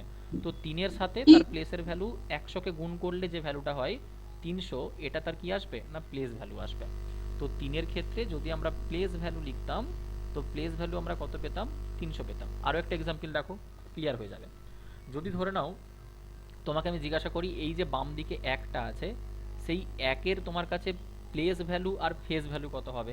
তুমি বলবে স্যার ফেজ ভ্যালু তো ইজি, যে আমরা এককে এক হিসাবেই দেখছি, তো ফেজ ভ্যালু একই হবে। কিন্তু যদি আমরা প্লেস ভ্যালুর কথা ভাবি, 1000-এর ঘরে ছিল, তো এককে 1000-এর সাথে গুণ করতে হবে, কারণ তার প্লেসের ভ্যালু হচ্ছে 1000। তো একের সাথে 1000 গুণ করলে তুমি 1000 পাবে। তো একের যেটা প্লেস ভ্যালু তোমার কাছে বেরিয়ে আসবে সেটা কত হবে? না 1000 হবে। যার কাছে ডাউট ছিল ক্লিয়ার হয়েছে যে কিভাবে আমরা প্লেস আর কিভাবে ফেজ ভ্যালু নেব? হ্যাঁ স্যার। হয়েছে? বেশ, তোমাকে তাহলে আমি একটা নাম্বার এক্সাম্পল আকারে দিচ্ছি, তুমি আমাকে ফটাফট বলো। 35243, এখানে যে দুটো 3 আছে না, এই দুটো 3-এর আমাকে একটু স্থানীয় মান বা তার প্লেস ভ্যালুগুলো বলো। এটা হচ্ছে 1 নম্বর 3 আর এটা 2 নম্বর 3। আমাকে 1 নম্বর 3 আর 2 নম্বর 3-এর একটু প্লেস ভ্যালু বলো। প্রথমটা স্যার 3 আর ওই দ্বিতীয়টা হচ্ছে আপনার এটার প্লেস ভ্যালু আমরা 3 পাবো, এটা ঠিকঠাকই আছে। আর এটার তোমার কাছে প্লেস ভ্যালু কত হবে এটা জানার জন্য তোমাকে না ভাবতে হবে না যে তুমি কত দিয়ে গুণ করবে, কি করবে না করবে, কিচ্ছু লাগবে না। শর্টকাট ট্রিক্স কি জানো? যে তুমি এই নাম্বারটাকে এখানে লেখো, 3কে লেখো, আর এরপর নাম্বারটা শেষ হতে টোটাল কতগুলো ডিজিট বসে আছে ওখানে বলো। 3টাকে লিখে নেওয়ার পর তার ডান দিকে কতগুলো ডিজিট থাকছে? 4টে। তাহলে 4টে জিরো বসিয়ে দাও, দেখো 30,000 তোমার কাছে প্লেস ভ্যালু আসবে। কিচ্ছু ভাবতে হবে না তোমাকে। তুমি কি করবে? তোমাকে যাই নাম্বার দেখ, ধরে নাও আমি তোমাকে একটা নাম্বার দিয়েছি এখানে, সেই নাম্বারটাতে কত আছে? 17535 দিয়ে দেওয়া আছে। তোমাকে আমি সাপোজ এখানে 5-এর প্লেস ভ্যালু জিজ্ঞাসা করছি যে 5-এর প্লেস ভ্যালু কত হবে। তুমি কি করবে? তুমি বলো স্যার 5-এর যেটা প্লেস ভ্যালু হবে 5কে লিখুন, আর এরপরে নাম্বারটা শেষ অবধি যেতে হলে 3টে ডিজিট আছে, 3টে জিরো লাগিয়ে দিন, 5-এর প্লেস ভ্যালু চলে আসবে। দেখো একই কন্ডিশনই তো আমরা করছি। এগুলোই শর্টকাট ট্রিক্স, তোমাকে ভাবাবে সবাই, ঠিক আছে? যেমন ধরে নাও যদি তোমাকে আমি 7-এর প্লেস ভ্যালু জিজ্ঞাসা করতাম, তুমি বলবে স্যার 7টাকে লিখুন, আর তারপর শেষ হতে কতগুলো ডিজিট আছে? 7-এর পরে 4টে ডিজিট আছে, তো 7-এর সাথে যদি আপনি 4টে জিরো লাগিয়ে দেন তাহলে আমাদের কাছে 7-এর প্লেস ভ্যালু বেরিয়ে আসবে। ক্লিয়ার হয়েছে? হ্যাঁ স্যার। বেশ, এবার তোমাকে যদি এক্সামিনার একটা কোশ্চেন দিত যে এমন তোমার কাছে, আচ্ছা কতগুলো ডিজিট আছে আমাদের কাছে আগে বলো তো ম্যাথে? আমরা যে ম্যাথ পড়ি, যে ডেসিমাল নাম্বার সিস্টেম আমরা পড়ছি, সেখানে টোটাল কতগুলো ডিজিট আছে? কতগুলো সংখ্যা আছে? সংখ্যা, অঙ্ক, সংখ্যা না অঙ্ক, বলো কতগুলো অঙ্ক? স্যার 8টা। কেন? 0 থেকে স্টার্ট হচ্ছে তো। 0 1 2 3 4 5 6 7 8 9 10। 10 তো হবে না, 9 অবধি যাবো। তাহলে কতগুলো আমাদের কাছে সংখ্যা আছে বলো? অঙ্ক আছে, ডিজিট আছে 10টা, তাই তো? 0 একটা, 1 2 3 4 5 6 7 8 9 10, 10 অবধি আমি বারবার চলে যাচ্ছি, 9 অবধি হবে। সিঙ্গেল ডিজিটের আমরা বলি তো 0 1 2 3 করে আপ টু 9 অবধি এইগুলোই হচ্ছে তোমার কাছে ডিজিট। আর তুমি যাই নাম্বার বানাও না কেন, যত বড়ই হোক যত ছোটই হোক, সব কিন্তু আমাদের এই ডিজিটগুলো দিয়েই হয়। তুমি দেখো, যত বড় নাম্বার তৈরি করতে পারবে, যত ছোট নাম্বার তৈরি করতে পারবে, শুধুমাত্র তোমাকে পরীক্ষাতে এই ডিজিটগুলো ইউজ করতে হবে, এর বাইরে তো আর কোনো ডিজিট নেই। সো টোটাল আমাদের কাছে কতগুলো ডিজিট আছে? তুমি বলবে স্যার 10টা ডিজিট আছে। টোটাল কতগুলো ডিজিট? না 10টা ডিজিট তোমার কাছে আছে। এখন কোশ্চেন হচ্ছে, তোমাকে যদি আমি এরকম বলতাম যে এই 10টা ডিজিটের মধ্যে এমন একটা ডিজিট আছে, সেই ডিজিটটাকে ঠিক তুমি কোনো একটা নাম্বারে যেখানেই পুট করো না কেন, তার অলওয়েজ প্লেস ভ্যালুর কোনো চেঞ্জ হয় না, কখনোই তার প্লেস ভ্যালুর কোনো পরিবর্তন হবে না। যেমন তোমাকে যদি আমি এই নাম্বারটার ভেতরে 3 একটা এখানে লিখি, আর একটা 3কে যদি এখানে লিখে থাকি, সো দুটো 3-এর কি প্লেস ভ্যালু সেম ছিল? একটু বলো তো। এই নাম্বারটাতে না সেম তো ছিল না। কিন্তু এক্সামিনার যদি কোশ্চেন জিজ্ঞাসা করে যে এমন কি ডিজিট আছে যাকে তুমি নাম্বারে যেখানেই পুট করো না কেন তার প্লেস ভ্যালুর কোনো চেঞ্জেস হয় না, সব সময় প্লেস ভ্যালু সেমই হয়, সেই ডিজিট কোনটা? শূন্য। এক্স্যাক্টলি তাই, সেটা হচ্ছে শূন্য। তুমি শূন্যকে যেখানে খুশি পুট করে দাও নাম্বারের ভেতর, তুমি দেখবে অলওয়েজ শূন্যর ফেস ভ্যালুও শূন্য হবে, আর শূন্য যেই প্লেসেই থাক না কেন তার প্লেস ভ্যালুও শূন্যই হবে। ঠিক আছে, যাই হোক, যতক্ষণ আমি ডিসকাস করলাম, এবার আমাকে বলো যে উপরে যে নাম্বারটা ছিল সেই নাম্বারটাতে কি জানতে চেয়েছে। দেখো যে 4-এর যেটা স্থানীয় মান হবে আর 4-এর যেটা অভিহিত মান মানে ফেস ভ্যালু হবে, সেই দুটোর গুণফল কত হবে? 16,000 হবে স্যার। 16,000। সো তুমি বলবে স্যার 4-এর কিভাবে নেব? না 4টাকে লেখো, তারপর 3টে ডিজিট আছে, 4টাকে লেখো, তারপর 3টে ডিজিট আছে। তো 4কে লিখলাম, তারপর 3টে ডিজিট আছে, মানে 3টে শূন্য লাগিয়ে দাও। আর 4-এর ফেস ভ্যালু তো 4 অলওয়েজ হয়, তো এটা যখন মাল্টিপ্লিকেশন করবে 4 4 16 আর 3টে শূন্য আসবে। সো অ্যান্সার আমরা অপশন এটাকে নিয়ে নেব। কারো ডাউট থাকলে বলো। ডাউট আছে কোনো জায়গাতে? না স্যার। নেই তো? ঠিক। স্যার প্লেস ভ্যালু মানে কি স্যার প্রকৃত মান? বাংলা? না না, ফেস ভ্যালু প্রকৃত মান কেন হবে? ফেস স্থানীয় ভ্যালু মান। স্থানীয় মান, আর প্রকৃত মান হচ্ছে ফেস ভ্যালু। দেখো বলছে একটা দ্রব্যের দামকে তুমি 20% বাড়িয়েছো, ঠিক? যদি তোমাকে খরচাটা সেম রাখতে হয়, তোমাকে কি করতে হবে? নিশ্চয়ই ব্যবহার কমাতে হবে। মানে একদম রিয়েল লাইফের মতো করে ভাবো যে তোমার হাউস হোল্ড কী কী এক্সপেন্ডিচার থাকছে। সাপোজ তুমি তোমার বাড়িতে ধরে নাও চাল কিনছো, কি কিনছো? চাল কিনছো, আর তোমার কাছে টোটাল 20 টাকা প্রতি মাসে চালের জন্য খরচা হয়, ঠিক? তুমি এরকম ভাবো যে তোমার কাছে প্রতি মাসে কি খরচা হয়? 20 টাকা চালের জন্য খরচা হয়, ঠিক আছে? এখন চালের দাম কত করে ছিল? 4 টাকা করে প্রতি কেজি ছিল। যদি চালের দাম প্রতি কেজিতে 4 টাকা থাকে, তুমি 20 টাকাতে কত কেজি চাল কিনতে পারতে বলো তো? বলো। 5 কেজি। 5 কেজি চাল তুমি কিনতে পারতে, মানে তুমি বলতে পারতে স্যার প্রতি মাসে আমার কাছে 5 কেজি চাল খরচা হয়। এখন হঠাৎ করে যদি আমি তোমাকে এটা বলতাম যে চালের দামটা আমার কাছে বেড়ে গেছে, যাই হোক বেড়েছে, কিন্তু তোমাকে এই টাকাটাকে বাড়ানো যাবে না। ধরো নাও চালের দাম যদি বেড়ে গিয়ে এখন সাপোজ 5 টাকা হয়, আর তুমি যদি চাও যে আমি আগের মতো 5 কেজিই খাবো প্রতি মাসে, তো তোমাকে টোটাল কত টাকা খরচা করতে হবে? তুমি বলবে স্যার 5 × 5 করলে আমাদের কাছে 25 টাকা লাগবে। কিন্তু আপনি কন্ডিশন বেঁধে দিয়েছেন যে আগে যে আমরা 20 টাকা খরচা করতাম, এখনও আমরা 20 টাকাই খরচা করব। আগে যে আমরা 20 টাকা খরচা করতাম, এখনও আমরা কি করব? 20 টাকাই খরচা করব। তো এখনও যদি তোমাকে 20 টাকাই খরচা করতে হয়, দেন তোমাকে কমাতে হবে কোথায়? তুমি বলবে স্যার ব্যবহারে কমাতে হবে, মানে আমি যে আগে 5 কেজি চাল খাচ্ছিলাম, এখন আর 5 কেজি চাল খেতে পারবো না, তার থেকে কিছুটা কমাতে হবে। সো তোমাকে কোশ্চেনে সেটাই জিজ্ঞাসা করেছে যে যদি কোনো জিনিসের দাম তোমার কাছে 20% বেড়ে যায়, কোনো জিনিসের দাম যদি 20% বেড়ে যায়, তো তোমার কাছে খরচ একই রাখতে হলে তোমাকে ব্যবহার কত শতাংশ কমাতে হবে এটা বের করতে বলেছে। তুমি কিভাবে করবে সলভ? বলো। স্যার এটা 20% হবে? হ্যাঁ, 20% হবে স্যার? 20% কি করে অ্যান্সার হবে? অপশন সি হবে। মনে হয় আবার কেন? মানে তুমি কি মানে গেস করে অ্যান্সার দিচ্ছ কি?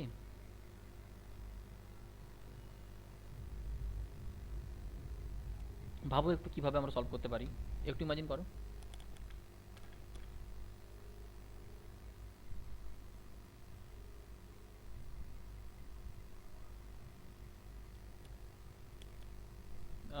ক্লাসে আছে, একটু পরে ফোন করছি। হ্যাঁ হ্যাঁ হ্যাঁ। হুম, দেখো এটাকে করতে হলে তোমাকে তো পার্সেন্টেজের ভালো করে বেসিকটা জানতে হবে যে কিভাবে হচ্ছে, বাট আমরা ওরকম ভাববো না। আমরা দেখো জাস্ট নর্মাল লাইফের মতো যদি এরকম ভাবি যে কোনো জিনিসের দাম যদি 20% বাড়ে, এটা মানে কি বুঝতে পারলে আগে বলো তো? কোনো জিনিসের দাম 20% বেড়েছে, এটা মানে আমরা কি বুঝতে পারলাম? তুমি বলবে। মানে 100 টাকা থাকলে সেটা 120 টাকা হয়েছে। বেশ, তো কোনো জিনিসের যদি অরিজিনাল দাম যদি তোমার কাছে 100 টাকা থাকতো, তুমি বলবে স্যার এখন সেটা 20% বেড়েছে। 20% বাড়া মানে 100 টাকার রেসপেক্টে 20 টাকা বাড়বে। তো এখন দামটা তোমার কাছে কত হয়েছে? না 120 টাকা হয়েছে। কি হয়েছে? 120 টাকা হয়েছে। ঠিক, তোমাকে বলেছে তুমি এক্সপেন্ডিচার মানে কতটা তুমি ইউজ করছিলে, সেই জিনিসটা তুমি কতটা কমাবে। এখন মানে খরচ তোমাকে একই রাখতে হলে তুমি ব্যবহার কতটা কমাবে। তুমি এখানে ভাববে যে স্যার আমাকে যদি টাকাটা সেম রাখতে হয়, তো আমি যদি ঘুরে ফিরে এই 120 টাকাটাকে আবার কমিয়ে 100 টাকাতেই নিয়ে চলে আসতে পারতাম, তো আগের দাম আর এখনের দাম যদি সেম হয়ে যায়, তাহলে আগের খরচা এখনের খরচাকে আমরা সেম বলতে পারি? বলো, পারি কি পারি না? একটা জিনিসের দাম বেড়ে 120 হয়েছিল, তুমি যদি সেটাকে কমিয়ে নিয়ে আবার 100তে ব্যাক চলে আসো, তাহলে আগের দাম আর এখনের দাম তো সেম হয়ে গেছে, মানে আগেও যা খরচা হতো এখন আমরা সেম খরচাই করতে পারবো। বলো, এটা বুঝতে পারছো কি পারছো না? হ্যাঁ পারছো? হ্যাঁ স্যার। তো তোমাকে কি কমাতে হয়েছে? তুমি বলবে স্যার আমাকে 120 থেকে কততে নামাতে হয়েছে? না 100তে নামাতে হয়েছে। তুমি কতটা কমিয়েছো খরচা? এটাই খরচার মতো তোমাকে ভাবতে হবে। কতটা কমিয়েছো খরচা? আগে তুমি 120 খরচা করছিলে, এখন তুমি খরচা করছো মাত্র 100। কতটা কমিয়েছো? ব্যবহার কতটা কমিয়েছো বলো? 20। এবার তোমাকে যদি করতে হয়, তোমাকে কি করতে হবে? তুমি বলবে স্যার এই যে 20 আমি ব্যবহার কমিয়েছি, এটা কত রেসপেক্টে? না আমি আগে যে 120 ব্যবহার করতাম তার রেসপেক্টে 20 কমিয়ে আমি 100তে এসেছিলাম। তো আমাকে নিচে কি লিখতে হবে? না 120 লিখতে হবে। কেন? কারণ আমি 20 যেটা কমিয়েছি সেটা কিন্তু আমি 120 ব্যবহার করছিলাম তার রেসপেক্টে কমিয়েছি। আর আপনি পার্সেন্টেজ জানতে চাইলে মাথায় রাখবে সবসময় 100 গুণ করে তাকে পার্সেন্টেজ সিম্বলটাকে লাগিয়ে দিতে হয়। যেরকম আমরা পার্সেন্টেজ হাঁটাতে চেয়েছিলাম, তখন কি করতে হয়েছিল? যে পার্সেন্টেজ সিম্বল তুলতে হলে তোমাকে 100 দিয়ে ভাগ করতে হচ্ছিল। কিন্তু এখানে মাথায় রাখবে যে পার্সেন্টেজ যদি তোমাকে আনতে হয়, যে শতকরা কত তোমাকে কত শতাংশ যদি জানতে চাই, তখন 100 গুণ করে তোমাকে পার্সেন্টেজ অ্যাড করতে হবে। ঠিক, আর এটাকে তুমি যখনই সলভ করবে দেখো পুরোপুরি 6 বার কাটাকাটি যাবে, আর 100কে তুমি 6 দিয়ে ভাগ করে দেখো 16.66% আসবে। এবার এটার অনেক ডিটেলস ডিসকাশন হবে, আমি যখন একদম ডিটেলসে ক্লাস করব আমরা, তখন আমরা আরও ভালোভাবে ডিসকাস করব। কিন্তু এটা হচ্ছে তার শর্টকাট, যে আমরা এরকমভাবেও ক্যালকুলেট করতে পারি। কারো ডাউট আছে কোশ্চেনে? না স্যার। বেশ, পরবর্তী কোশ্চেন দেখো। বলছে চিনির মূল্যটা যদি 20% কমে যায়, তুমি 600 টাকাতে 5 কেজি চিনি বেশি কিনতে পারবে। তো পূর্বে 1 কেজি চিনির মূল্য কত ছিল তোমাকে বলতে হবে। একদম সিম্পল, ধরে নাও তুমি দোকানে গেছো, দোকানে যে জিজ্ঞাসা করছো যে কাকু চিনির দাম কত, তোমাকে ধরে নাও দোকানদার বলছে এরকম যে চিনির দাম এখন 20% কমে গেছে, তো 600 টাকাতে এখন 5 কেজি চিনি আরও বেশি পাওয়া যাবে। তো আগে যে দামটা ছিল চিনির, সেখানে 1 কেজি চিনির মূল্য কত ছিল তোমাকে যদি জিজ্ঞাসা করতো, তুমি কি অ্যান্সার দিতে? বা এটাকে ভাববেই কীরকম ভাবে একটু বলো।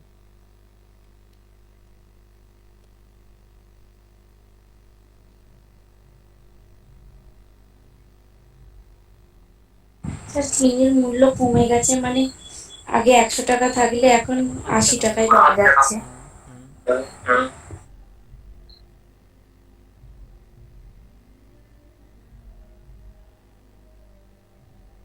তারপর আর কি অ্যাপ্রোচ লাগাবে? দেখো, চিনির মূল্য 20% কমেছে মানে আগে যদি 100 টাকা দাম থাকতো, এখন সেটা 20 কমে গিয়ে 80 টাকা দাম হয়েছে, এটা আমরা ক্লিয়ার বুঝতে পারছি। কিন্তু কমে যাওয়ার জন্য কি এফেক্ট এসেছে দেখো, যে আমরা 600 টাকাতে আগের থেকে 5 কেজি চিনি বেশি কিনতে পারছি। তার মানে 600 টাকাটার উপরে তোমার 20% কমেছে, তাই তুমি 5 কেজি চিনি বেশি কিনতে পারছো। তো তুমি যদি ডিরেক্টলি এরকম হিসাব করো যে আগে যেটা 600 টাকা ভ্যালু ছিল, তার উপরে যদি আমরা দেখি যে 20% কমিয়ে দেওয়ার কথা, তো 600 টাকার 20% মানে কত হয় গো? 600 টাকার 20% কত হয় বলো? 120। 120। 120 হয়। তুমি বলবে স্যার 120 টাকা যেটা কমেছে, আর এর জন্যই আমি এক্সট্রা করে কত কেজি চিনি পাচ্ছি বলো? কত কেজি চিনি পাচ্ছি? 5 কেজি। 5 কেজি। তার মানে 120 টাকাটার মধ্যেই তোমার 5 কেজি চিনির দাম ছিল। ঠিক, তো তুমি যখন 120কে 5 দিয়ে ভাগ করবে, তুমি বলবে স্যার প্রতি কেজি চিনির দাম আমার কাছে এখন বেরিয়েছে কত? না 24 টাকা। প্রতি কেজি চিনির দাম তোমার কাছে এখন কত বেরিয়েছে? তুমি বলবে স্যার 24 টাকা। কীভাবে ক্যালকুলেট করলাম? না জাস্ট ইমাজিন করো যে কোনো যদি দোকানদার তোমাকে এটা বলে যে 600 টাকাতে 20% দাম কমে গেছে বলে 600 টাকাতে তুমি আগের থেকে এখনও 5 কেজি চিনি বেশি পাবে। তার মানে 600 টাকার 20% কত হয়? 120 টাকা হয়। আর সেই 120 টাকার জন্যই আমি 5 কেজি চিনি বেশি পেয়েছি। তো 120কে তুমি যখন 5 কেজির মধ্যে ডিভাইড করতে চাইবে, প্রতি কেজির দাম তোমার কাছে বেরিয়ে আসবে 24 টাকা। কিন্তু এটা আমাদের ফাইনাল অ্যান্সার নয়। কেন নয়? তার কারণ এই যে তুমি প্রতি কেজি চিনির দাম এখানে 24 টাকা পেয়েছো, এটা কিন্তু বর্তমান প্রাইস, মানে কমে যাওয়ার পর প্রাইসটা হচ্ছে 24 টাকা। তোমাকে জানতে চেয়েছি চিনির পূর্বের মূল্য কত ছিল, 1 কেজি চিনির পূর্বের মূল্য কত ছিল, মানে দামটা কমে যাওয়ার আগে সেই চিনিটার দাম কত ছিল তোমাকে বের করতে হবে। এখন তুমি ব্যাক করে আবার তোমাকে অরিজিনাল প্রসেসে ফেরত যেতে হবে। কীভাবে ক্যালকুলেট করবে? তুমি বলবে স্যার এই যে 24 টাকা আমরা প্রতি কেজি চিনির দাম পেয়েছি, এটা কখন পেয়েছি? যখন দামটা 20% কমেছিল তার জন্য পেয়েছি। তো 20% যদি দাম কমে যায়, তো 100 টাকা যদি কখনো অরিজিনাল থাকে, তার দামটা কমে কত হয় বলো? 80। 80 হয়। তো তুমি এখন এটাই তো বলবে স্যার এই যে 24 টাকা আমরা ভ্যালুটা পেয়েছি, এটা অ্যাকচুয়ালি কমে গিয়ে 80 হয়ে গেছিলো, তখন পেয়েছিলাম। বাট আপনি অরিজিনাল জানতে চাইছেন, মানে কতর ভ্যালু বের করতে হবে? 100-র ভ্যালু। 100। ব্যাস, এটাকে যখন তুমি সলভ করবে, দেখো তোমার কাছে 4 দিয়ে ক্যান্সেল আউট করলে, 20 দিয়ে ক্যান্সেল আউট করলে 4 আসবে। 20 দিয়ে ক্যান্সেল আউট করলে তুমি 5 বার পাবে। আর 4 দিয়ে ক্যান্সেল আউট করলে 4 6 24। সো 5 × 6 করে দেখো 30 হয়ে যাবে তোমার কাছে রাইট অ্যান্সার, হ্যাঁ না? সো তুমি সেখান থেকে খুব ইজিলি অ্যান্সার অপশন বি নিয়ে নেবে। দেখো এই কোশ্চেনটাকে করতে হলে তোমাকে দুটো লাইন করতে হয়েছে জাস্ট। প্রথম লাইনটাতে তুমি দেখলে কমে যাওয়ার পর কত মূল্য হয়েছে, আর দ্বিতীয় লাইনটাতে তোমাকে বেরিয়ে আসলো আগের মূল্যটা কত ছিল। এবার কোশ্চেনে যদি তোমাকে জিজ্ঞাসা করতো যে বর্তমান মূল্য কত, তোমার অ্যান্সার হতো 24, যেটা এক লাইনে অ্যান্সার বেরিয়েছে। আর যদি জিজ্ঞাসা করতো যে পূর্বের মূল্য কত ছিল, তখন তোমার কাছে অ্যান্সার কত আসবে? না 30 আসবে। সো কথা হচ্ছে, দেখো এগুলো হয়তো অনেকের মাথার উপর দিকে যেতে পারে, কিন্তু আমি একদম 100% শিওর যখন তোমার পার্সেন্টেজের পুরো বেস ক্লিয়ার থাকবে, বা আমরা যখন পার্সেন্টেজের ক্লাস ধরে ধরে পড়বো, তারপরেই তোমার কাছে এই কোশ্চেনগুলো জলভাত মনে হবে। এখন যারা একটু একটু উপরে উপরে জানো, তাদের কাছে মনে হচ্ছে ঠিক আছে, কিন্তু বাকিদের হয়তো এরকম মনে হবে যে না উপরে উপরেই আসছে। কি একটু হলেও বাকিদেরকে ক্লিয়ার হচ্ছে? মানে জাস্ট আইডিয়া পাচ্ছ তো যে এভাবে সলভ করতে হচ্ছে? হ্যাঁ স্যার। বাকিরা একটু রেসপন্স করো। হ্যাঁ স্যার, বেশ, দেখো নেক্সট যে কোশ্চেনটা আছে, এটা ভালো লাগছে। গ্রুপ সিতে এসেছিল।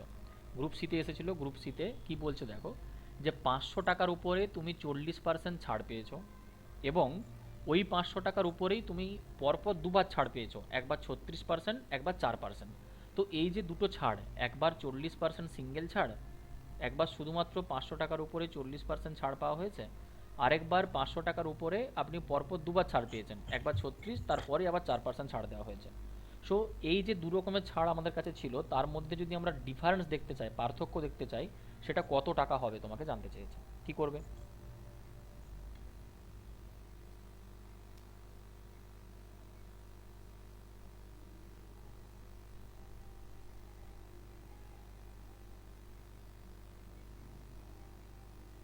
তুমি কি এখন সবার প্রথমে এরকম অ্যাপ্রোচ লাগাবে নাকি, যে 500 টাকার উপরে স্যার 40% ছাড় হলে কত হচ্ছে?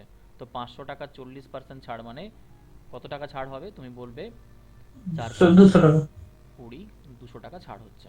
তারপরে আরেকবার তুমি চেক করতে যাবে যে প্রথমে স্যার 500 টাকার উপরে আপনি 36% ছেড়ে দিন, দেন তার উপরে আবার 4% ছাড়ুন, দেখুন সেখানে কত ভ্যালু আসছে, আর তারপর এদের মধ্যে ডিফারেন্স বের করবেন। যদি তুমি এরকম ভাবো, তাহলে তোমার অনেক টাইম লাগবে। আমাদের কাছে অ্যাপ্রোচ কি, দেখো এই যে তোমাকে পরপর দুটো ছাড় দেওয়া হয়েছে না, একটা 36%, তারপরেই 4%, এই পরপর দুটো ছাড়কে আমরা ইংরেজিতে কি বলে থাকি না সাকসেসিভ ডিসকাউন্ট বলি। ইংরেজিতে আমরা কি বলি? সাকসেসিভ ডিসকাউন্ট বলি। আর সাকসেসিভ ডিসকাউন্ট বের করার একটা ফর্মুলা হয়। কীরকম ফর্মুলা জানো? সেটা হচ্ছে -x -y মাইনাসে মাইনাসে plus x × y divided by 100। এটা হচ্ছে সাকসেসিভ ডিসকাউন্ট বের করার ফর্মুলা। তো তুমি যদি পরপর দুবার ছাড় দাও, তার মানে কত পার্সেন্ট ছাড় হলো? তোমাকে যদি আমি কখনো এটা বলি যে তুমি একটা কোনো দোকানে গেছো, সেখানে প্রথমে লেখা আছে 50% ছাড় দেবে, তারপরে আরও 50% ছাড় দেবে, তো তুমি এরকম ভাববে নাকি যে স্যার পরপর দুবার 50% ছাড় দেওয়া মানে টোটাল 50 আর 50 যোগ করলে 100% ছাড় দেওয়া হচ্ছে, মানে জিনিসটা আমি ফ্রি পেয়ে যাবো? এরকম কি কারো চিন্তা ভাবনা আছে নাকি? বলো, কারো এরকম চিন্তা ভাবনা হচ্ছে যে পরপর দুবার 50% ছাড় মানে পুরোটাই ছাড়? না না, না, এটা কেন নয়, তার কারণ হচ্ছে যে জিনিসটার যে দামটা থাকবে, তার উপরে দেওয়া যদি 50% হয়, দেন তুমি বলবে স্যার জিনিসটার যা দাম ছিল 50% মানে অর্ধেক দাম হয়ে যাবে, ঠিক? আর নেক্সট যদি তুমি আবার 50% ছাড়ের কথা ভাবো, তো এখন আগের দামের উপরে ক্যালকুলেট হবে না, এই যে 50% ছাড় দেওয়ার পর যে দামটা হয়েছে ওর উপর যদি আমরা 50% ক্যালকুলেট করি তো দামটা এর অর্ধেক বেরোবে। মানে জাস্ট লাইক এরকম তোমার কাছে ডেটা আসবে, যদি প্রথমে কোনো জিনিসের দাম 100 টাকা থাকতো, তো 50% ছাড় দিলে দাম কততে পৌঁছাবে? 50 টাকাতে। আরেকবার তুমি যদি 50% ছাড় দাও, দেন তোমার কাছে কততে এসে পৌঁছবে জিনিসটা? 25 টাকাতে পৌঁছবে। 25 টাকাতে পৌঁছবে, ঠিক। তো সেটা অ্যাকচুয়াল কত পার্সেন্ট ছাড় হলো? 100 টাকাতে তুমি যদি সেই জিনিসটাকে আলটিমেটলি 25 টাকায় কিনে থাকো, তোমার কাছে টোটাল কত পার্সেন্টেজ ছাড় হয়েছে? 100 টাকার জিনিস তুমি যদি 25-এ কিনে থাকো, তুমি বলবে 75% ছাড় হয়েছে, হ্যাঁ কি না বলো? 75% ছাড় হয়েছে।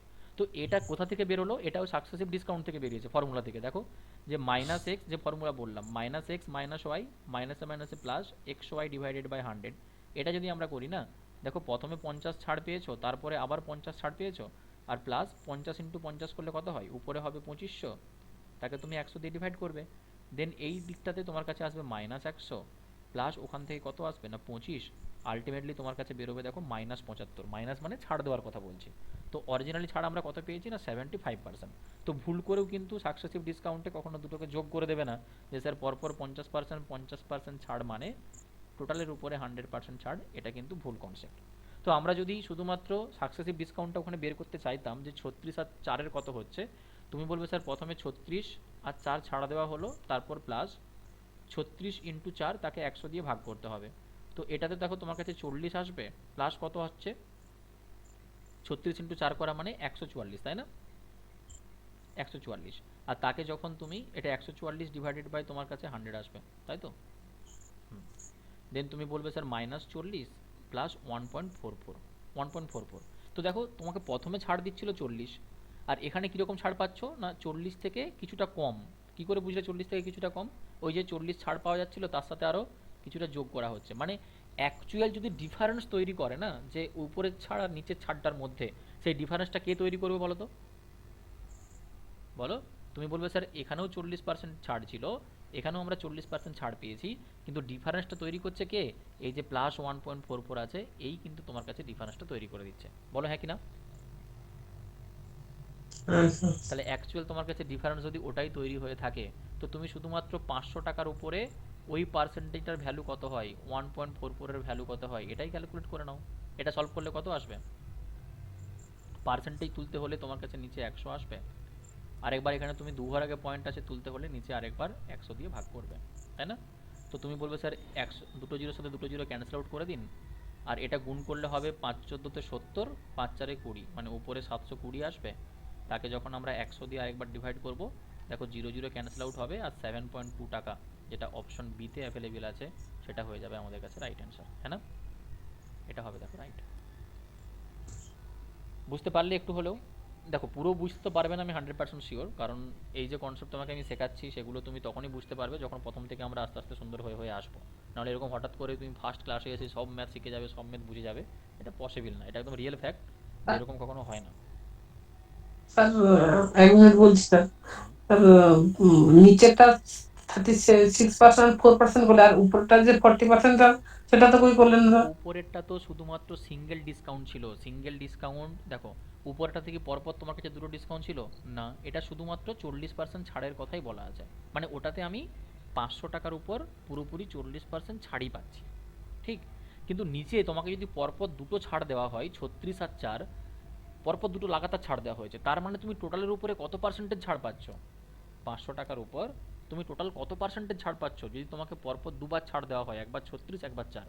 ওই দুটোকে আমরা ক্যালকুলেট করে কি দেখলাম, যে আমরা কাছাকাছি এখানে পাচ্ছি 40 থেকে তুমি যদি 1.44 মাইনাস করতে না, এটা তোমার কাছে কত বেরোতো বলো তো?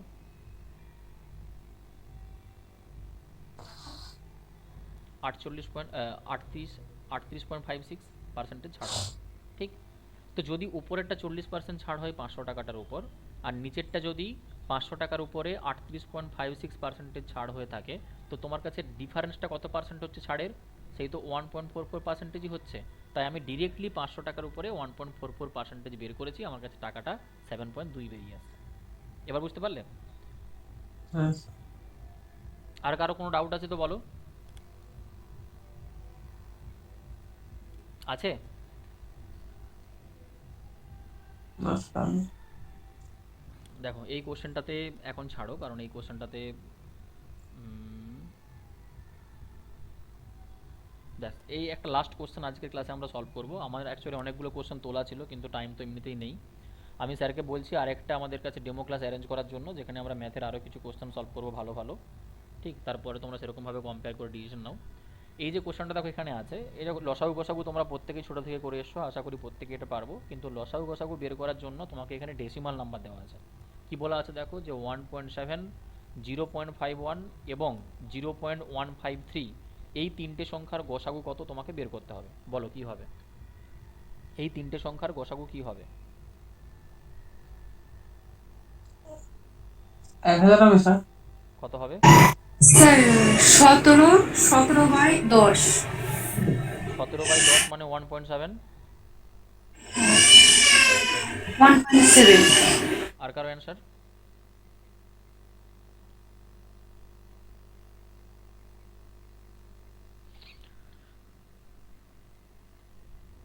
আচ্ছা, ভগ্নাংশের ক্ষেত্রে যদি আমরা গসাগু, এইচসিএফ এবং ভগ্নাংশের ক্ষেত্রে যদি আমরা এলসিএম বের করতে চাই, তার ফর্মুলা বা ফরম্যাট কি আছে আমাদের কাছে?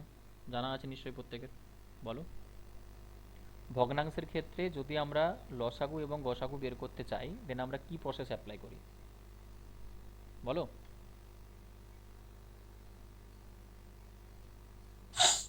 তুমি বলবে যে লব আর হর, ভগ্নাংশের তো এটাই হয়, উপরেরটাকে আমরা লব বলি, নিচেরটাকে আমরা হর বলি। তো গসাগু বের করার সময় আমরা এই রুলটাকে অ্যাপ্লাই করি, যে যতগুলো ভগ্নাংশ থাকবে তাদের যেগুলো লব থাকবে, সমস্ত লবগুলোর তোমাকে গসাগু নিতে হবে, ডিভাইডেড বাই সমস্ত যে হরগুলো থাকবে সেই হরগুলো তোমাকে লসাগু নিতে হবে। কখন? যখন তুমি গসাগু বের করতে চাইছো। আর যখন লসাগু বের করতে চাইছো তখন কি করতে হয় না, সমস্ত লবগুলোর তোমাকে লসাগু নিতে হয়, ডিভাইডেড বাই সমস্ত হরগুলোর তোমাকে গসাগু নিতে হয়। বলো হ্যাঁ কি না? এটা তো আমরা ছোট থেকে পড়েছি, নাকি এটাও জানতেন না? বলো। হ্যাঁ স্যার। ঠিক, তো তোমার কাছে নাম্বারগুলো কি কি ছিল? তুমি বলবে স্যার 1.7 ছিল, এখানে নাম্বার আছে 0.51, একটা নাম্বার আছে 0.153। তুমি যদি এটাকে ভগ্নাংশে কনভার্ট করে দাও, মানে কি, পয়েন্টগুলোকে যদি তুমি তুলে দিতে, তোমার কাছে কি ভ্যালু আসতো? এটা আসতো 17/10, এটা কত হতো বলো? 51/100 100 হতো। আর এখানে কত আসতো? 1000 153/1000 আসতো। এবার কি তুমি এখানে এই প্রসেস অ্যাপ্লাই করবে, স্যার আমাকে গসাগু বের করতে বলেছে মানে আমি লবগুলোর মধ্যে গসাগু নেব আর হরগুলো লসাগু নেব? না। বেস্ট অ্যাপ্রোচ কি জানো? বেস্ট অ্যাপ্রোচ হচ্ছে তুমি নিচে যে হরগুলো আছে না, সেই হরগুলোকে সব সমান করে দাও। হরগুলোকে সমান করা মানে সব থেকে বড় হর কোনটা দেখতে পেয়েছো? সব থেকে বড় হর 1000 আছে। তো তুমি যদি এখানে 100কে 1000 বানাতে চাও, তোমাকে কত দিয়ে গুণ করতে হবে? 10 দিয়ে। 10 দিয়ে। কিন্তু 10 দিয়ে তো তুমি একটা ভ্যালুকে গুণ করতে পারবে না। 10 দিয়ে গুণ করতে হলে তোমাকে উপর নিচে গুণ করতে হবে, কারণ উপর নিচে গুণ করা মানে তুমি বলবে স্যার উপরেও গুণ করা আর নিচেও গুণ করা, দুটো তো কেটেই যাচ্ছে, আলটিমেটলি যা ভ্যালু সেম ভ্যালুই আমাদের কাছে থাকছে। তো সেজন্য আমরা উপরে এবং নিচে 10 দিয়ে গুণ করলাম। আগের যে ভ্যালুটা আছে 17/10, তুমি যদি নিচের হরটাকে এটাকে 1000 বানাতে চাও, কত দিয়ে গুণ করতে হবে? 100 দিয়ে। তার মানে তুমি উপরটাকে কত দিয়ে গুণ করবে? 100। দেন তোমার কাছে ভ্যালু কি দাঁড়াচ্ছে? তুমি বলবে স্যার এই ভগ্নাংশটা হবে 1700 ডিভাইডেড বাই 1000, এই ভগ্নাংশটা আসবে 510 ডিভাইডেড বাই 1000, আর এই ভগ্নাংশটা কি আসছে? 153 ডিভাইডেড বাই 1000। আমরা এটা কেন করে নিলাম? কারণ যদি আমি গসাগু ক্যালকুলেট করতে চাই, আমাকে রুল তো এটাই লাগাতে হবে যে লবগুলোর গসাগু আর নিচে হরগুলোর লসাগু। কিন্তু লসাগু বের করার সময় যদি তোমার সব ভ্যালুগুলো সেম থাকে, তো লসাগু আমাদের ডিরেক্টলি সেই নাম্বারটাই বসে যায়, হ্যাঁ কি না? লসাগু বের করার সময় যদি সব ভ্যালুগুলো সেম থাকে, আমরা ডিরেক্টলি সেই নাম্বারটাকেই লসাগু নিয়ে নিতে পারি। দেন তুমি যদি এখানে অ্যাপ্লাই করো যে স্যার আমাদের কাছে গসাগু কত আসবে বা এইচসিএফ কত হবে, তুমি বলবে স্যার লবগুলোর আমাকে গসাগু নিতে হবে। আর লবগুলোর দিকে তুমি খুব ভালো করে তাকিয়ে দেখো, তোমার কাছে শুধুমাত্র 17ই কমন আসবে, এর বাইরে আর কিচ্ছু কমন আসবে না। তো ওপর থেকে তুমি 17 কমন পাচ্ছ, ওটা গসাগু হলো। আর হর যেটা তোমার কাছে আছে সেগুলো থেকে তুমি যদি লসাগু বের করতে চাও, সব ভ্যালুগুলোই যদি 1000 হয়, তো লসাগু কত? তুমি বলবে 1000। যখন তুমি 1000 দিয়ে ভাগ করবে, 3 ঘর আগে তোমার কাছে পয়েন্ট লাগবে, 3 ঘর আগে তোমার কাছে পয়েন্ট লাগবে, তাই না? সো 3 ঘর আগে তুমি যদি পয়েন্ট লাগিয়ে দাও, তো 17 তো ছিল, আরও একটা জিরো লাগাতে হবে, দেন তোমার কাছে পয়েন্ট আসবে। তো 0.017 তোমার কাছে যেটা আছে অপশন সি, এটাই হবে তোমার কাছে রাইট অ্যান্সার। ক্লিয়ার হয়েছে? হ্যাঁ স্যার। ঠিক, তো বুঝতে পারলে কোথায় ভুল করছিলে? হ্যাঁ স্যার। বেশ, তাহলে আজকে এইটুকুই থাক। আমি স্যারকে বলছি আরেকটা শনিবার বা রবিবার দেখে আরেকটা ক্লাস অ্যারেঞ্জ করার জন্য, যেটাও ডেমো ক্লাস থাকবে, তোমরা সেখানেও জয়েন করো, যেখানে আমরা আরও একটু বেশি সময় ধরে ডিসকাস করতে পারবো বাকি প্রিভিয়াস ইয়ার এই যে কোশ্চেনগুলো এসেছিলো এগুলোকে অ্যাপ্রোচ করার কী আমাদের কাছে কনসেপ্ট থাকছে। ঠিক আছে, আর যদি কারো কিছু বক্তব্য থাকে তাহলে বলো, আদারওয়াইজ লিভ করতে পারো। কারো কিছু জানার থাকলে বা কোনো যদি কোয়ারিজ থাকে। ক্লাস খুবই ভালো লাগলো। দেখো, প্রথম দিন ক্লাস দেখে এরকমভাবে ভালো লাগার কিছু নয়, তুমি যখন আলটিমেটলি 10 দিন 15 দিন ক্লাস করবে তারপরেই তুমি বুঝতে পারবে যে হ্যাঁ কি কোয়ালিটি আছে, কীরকম জিনিস পারছো, কতটুকু তুমি শিখতে পারছো, আদারওয়াইজ তুমি কী করে বুঝবে, তাই না? যাই হোক, ঠিক আছে। আর আর কারো কোনো কিছু আছে কোশ্চেন? বেশ, তাহলে চলো, গুড নাইট সবাইকে।